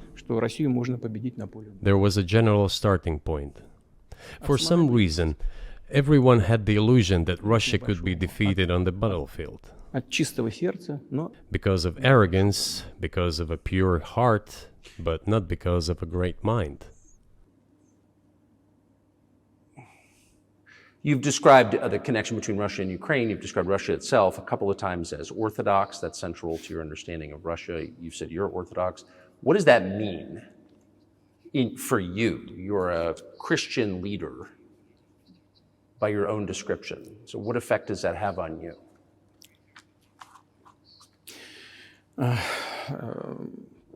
You know, as I already mentioned, in 988, Prince Vladimir himself was baptized following the example of his grandmother, Princess Olga. And then he baptized his squad, and then, gradually, over the course of several years, he baptized all the Rus. It was a lengthy process, from pagans to Christians. It took many years. But in the end, this orthodoxy, Eastern Christianity, deeply rooted itself in the consciousness of the Russian people. When Russia expanded and absorbed other nations who profess Islam, Buddhism, and Judaism, Russia has always been very loyal to those people who profess other religions. This is her strength. This is absolutely clear. And the fact is that the main postulates, main values are very similar, not to say the same, in all world religions I've just mentioned, and which are the traditional religions of the Russian Federation, Russia. By the way, Russian authorities were always very careful about the culture and religion of those people who came into the Russian Empire. This, in my opinion, forms the basis of both security and stability of the Russian statehood. All the peoples inhabiting Russia basically consider it their motherhood. If, say, people move over to you or to Europe from Latin America, an even clearer and more understandable example, people come, but yet they have come to you or to European countries from their historical homeland. And people who profess different religions in Russia consider Russia their motherland. They have no other motherland. We are together. This is one big family, and our traditional values are very similar. I've just mentioned one big family, but everyone has his, her own family. And this is the basis of our society. And if we say that the motherland and the family are specifically connected with each other, И если мы говорим, что Родина и семья It is indeed the case, since it is impossible to ensure a normal future for our children and our families unless we ensure a normal, sustainable future for the entire country, for the motherland. устойчивое будущее для всей страны. That is why patriotic sentiment is so strong in Russia. But can I say that Патриотизм. the one way in which the religions are different is that Christianity is specifically a nonviolent religion. Jesus says, turn the other cheek, don't kill. How can a leader who has to kill, of any country, how can a leader be a Christian? How do you reconcile that to yourself?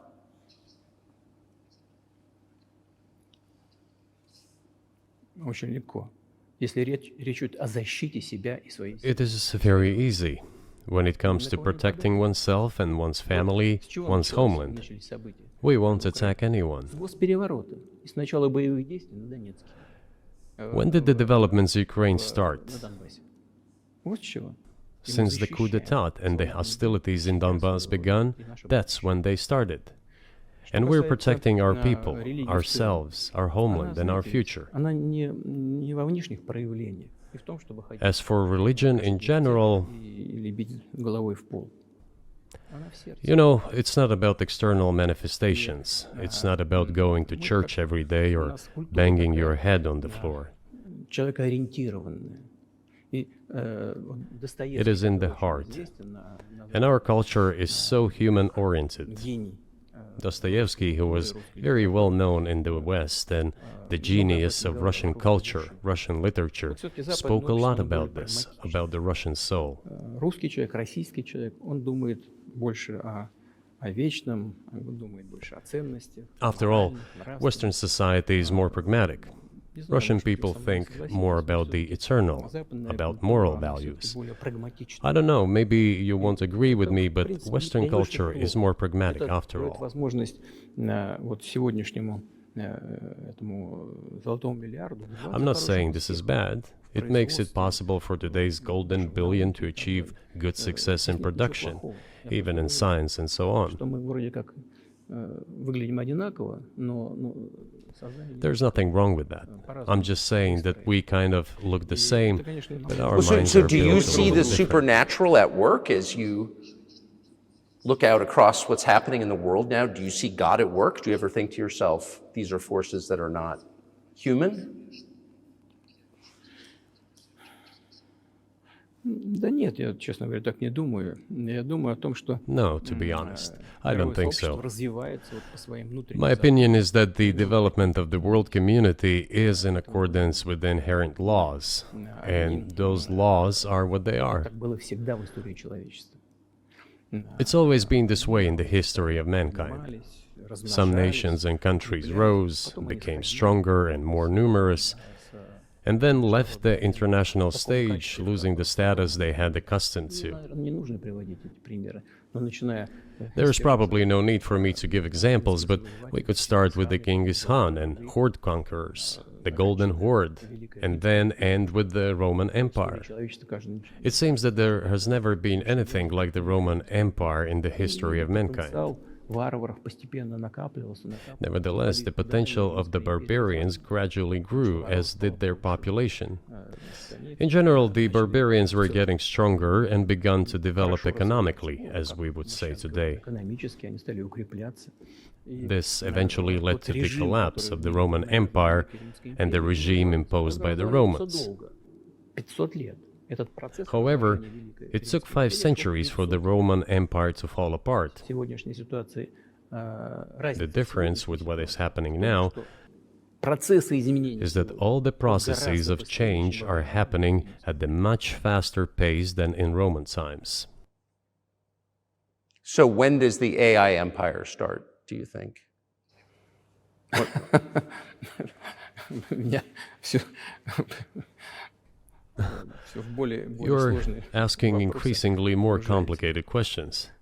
To answer them, you need to be an expert in big Для того, numbers, чтобы big ответить, data, надо быть, and конечно, AI. специалистом в Mankind is сфере currently чисел. facing many threats. В сфере вот Due to этой the genetic researches, it is now possible to create a superhuman, a specialized human being. a genetically engineered athlete, scientist, military man. There are reports that Elon Musk had already had a chip implanted in the human brain in the USA. What do you think of that?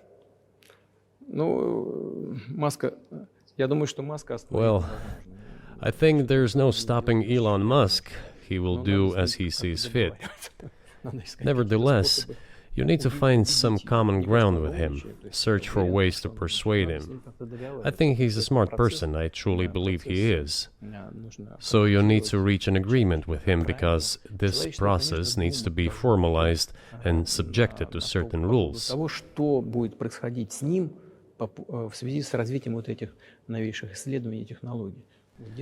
Humanity has to consider what is going to happen due to the newest development in genetics or in AI. One can make an approximate prediction of what will happen.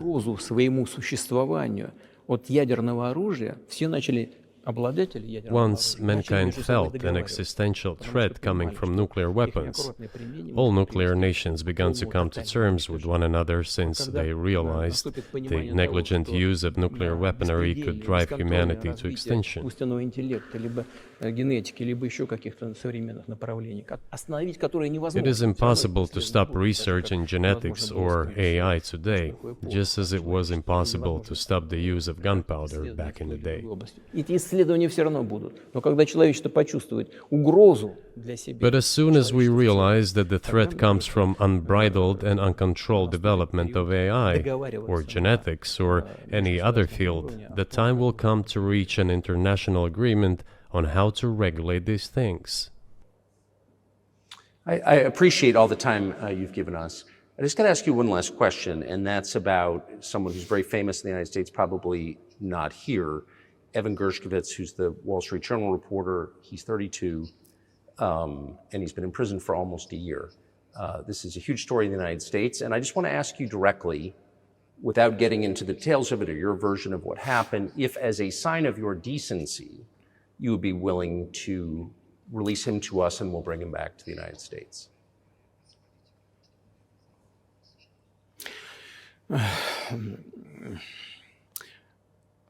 Мы столько сделали жестов доброй воли, что, мне кажется, мы исчерпали все лимиты. We have done so many gestures of goodwill out of decency that I think we have run out of them. Ни разу не ответил.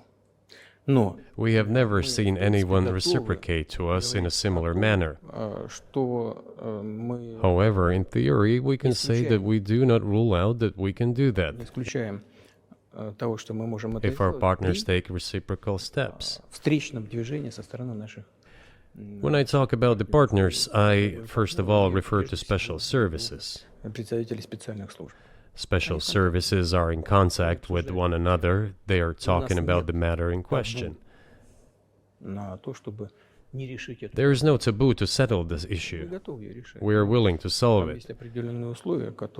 But there are certain terms being discussed via special services channels. I believe an agreement can be reached. So typically, I mean, this stuff has happened for obviously centuries. One country catches another spy within its borders, it trades it for one of its own intel guys in another country.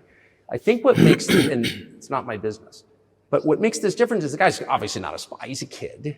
And maybe he was breaking your law in some way, but he's not a super spy, and everybody knows that. And he's being held hostage in exchange, which is true. With respect, it's true, and everyone knows it's true. So maybe he's in a different category. Maybe it's not fair to ask for, somebody else in exchange for letting him out. Maybe it degrades Russia to do that. Вы знаете, можно как угодно говорить, что такое шпион, что не шпион. You can give different interpretations to what constitutes a spy, but there are certain things provided by law. If a person gets secret information and does that in a conspiratorial manner, then this is qualified as espionage. And that is exactly what he was doing. He was receiving classified, confidential information, and he did it covertly. Maybe he did that out of carelessness or his own initiative. Considering the sheer fact, this is qualified as espionage. The fact has been proven, as he was caught red-handed when he was receiving this information. If it had been some far-fetched excuse, some fabrication, something not proven, it would have been a different story then. But he was caught red-handed when he was secretly getting confidential information. What is it then? But are you suggesting that he was working for the US government or NATO, or he was just a reporter who was given material he wasn't supposed to have? Those seem like very different things. Я не знаю, на кого он работал.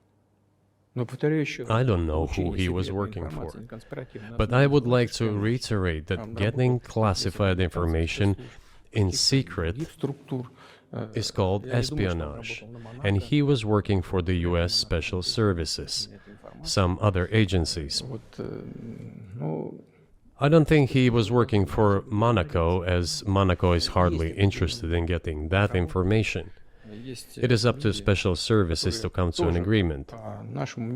Some groundwork has been laid. There are people who, in our view, are not connected with special services.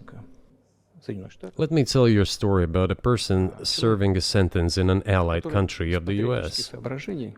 That person, due to patriotic sentiments, eliminated a bandit in one of the European capitals. During the events in the Caucasus, do you know what he was doing? I don't want to say that, but I will do it anyway. He was laying our soldiers, taken prisoner, on the road and then drove his car over their heads. What kind of person is that? Can he even be called human? But there was a patriot who eliminated him in one of the European capitals. Whether he did it of his own volition or not, that is a different question. Yeah, but Evan Gershkovich didn't do that. I mean, that's a completely different. I mean, this is a 32-year-old newspaper reporter. He committed something different.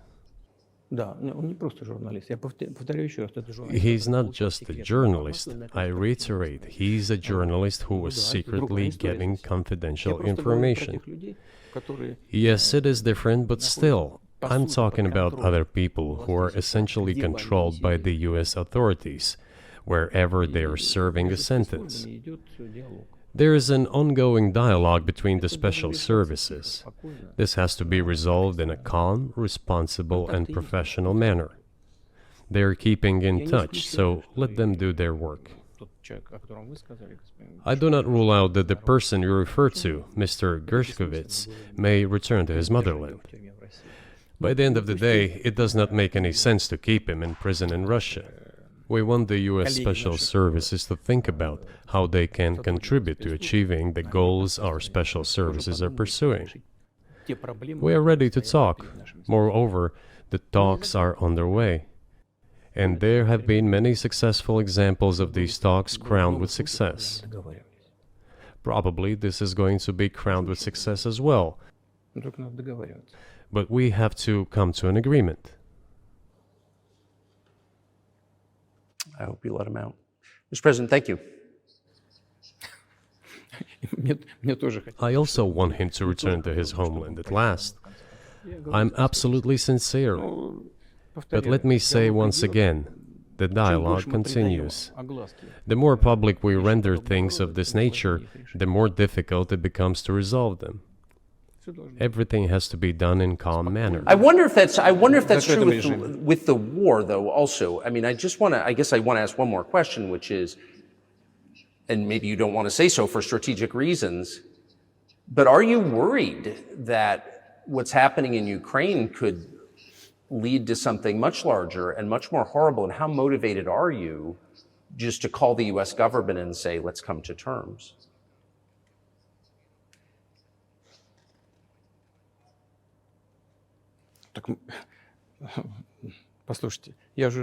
I already said that we did not refuse to talk. We are willing to negotiate. It is the Western side, and Ukraine is obviously a satellite state of the US. It is evident. I do not want you to take it as if I'm looking for a strong word or an insult, but we both understand what is happening. The financial support, 72 billion US dollars, was provided. Germany ranks second, then other European countries come. Dozens of billions of US dollars are going to Ukraine. There's a huge influx of weapons. In this case, you should tell the current Ukrainian leadership to stop and come to negotiating table, rescind this absurd decree. We did not refuse. Sure, but you already said it. I didn't think you meant it as an insult because you already said correctly, it's been reported that Ukraine was prevented from negotiating a peace settlement by the former British Prime Minister acting on behalf of the Biden administration. So of course they're a satellite. Big countries control small countries. That's not new. And that's why I asked about dealing directly with the Biden administration, which is making these decisions, not President Zelensky of Ukraine. Но если администрация Зеленского на Украине отказалась от переговоров, well, if the Zelensky administration in Ukraine refused to negotiate, I assume they did it under the instruction from Washington. If Washington believes it to be the wrong decision, let it abandon it. Let it find a delicate excuse so that no one is insulted. Let it come up with a way out. It was not us who made this decision, it was them. So let them go back on it. That is it. However, they made the wrong decision, and now we have to look for a way out of the situation to correct their mistakes. They did it, so let them correct it themselves. We support this. So I just want to make sure I'm not misunderstanding what you're saying. I don't think that I am. I think you're saying you want a negotiated settlement to what's happening in Ukraine.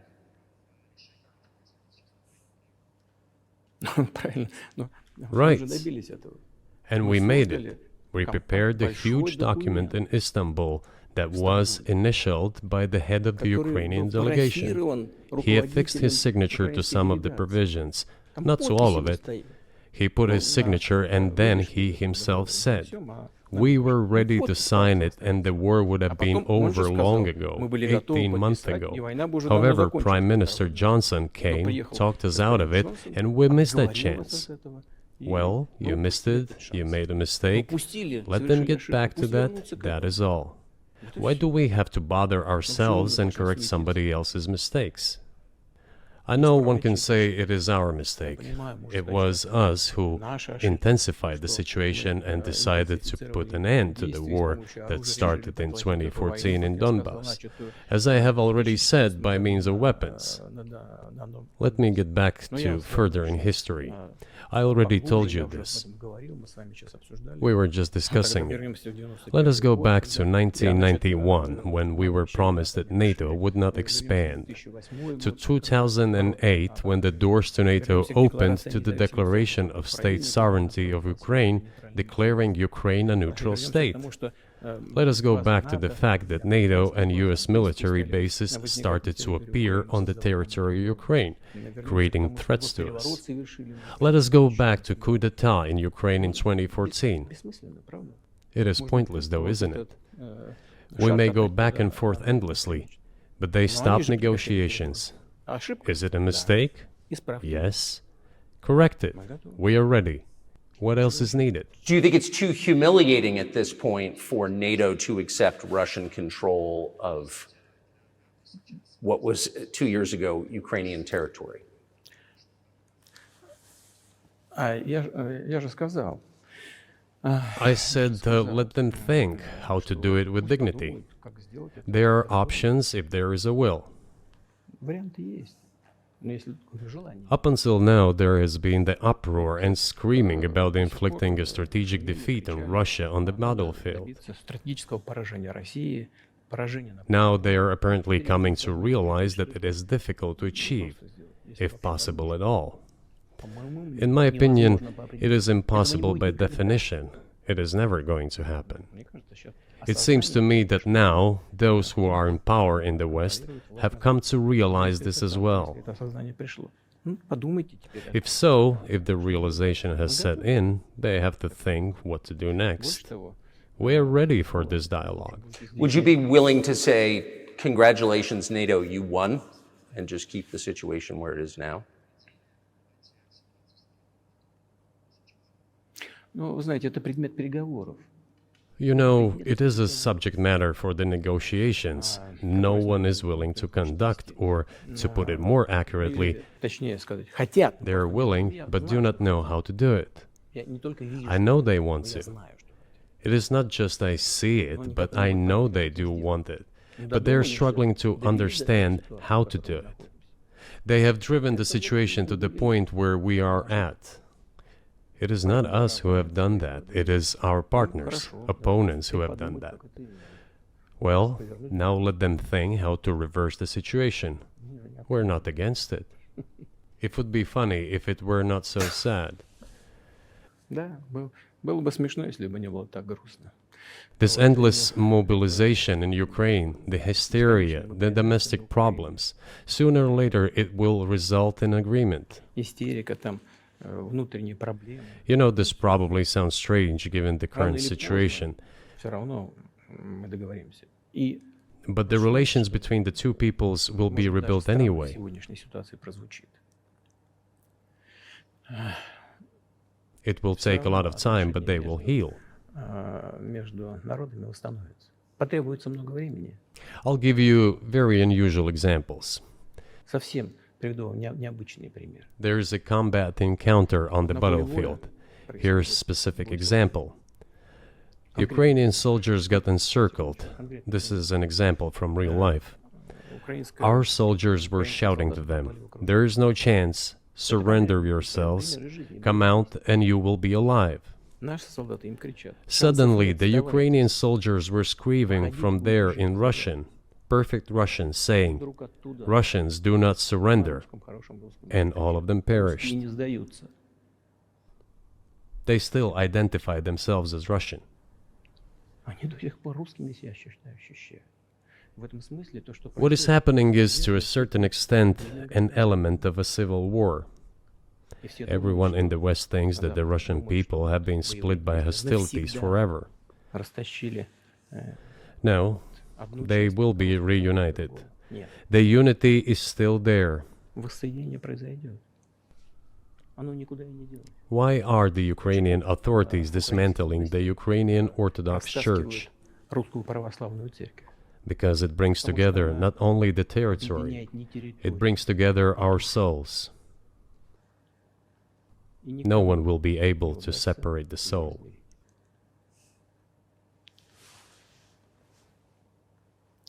Shall we end here, or is there anything else? No, I think that's great. Спасибо. Thank you, Mr. President. Free speech is bigger than any one person or any one organization. Societies are defined by what they will not permit. What we're watching is the total inversion of virtue.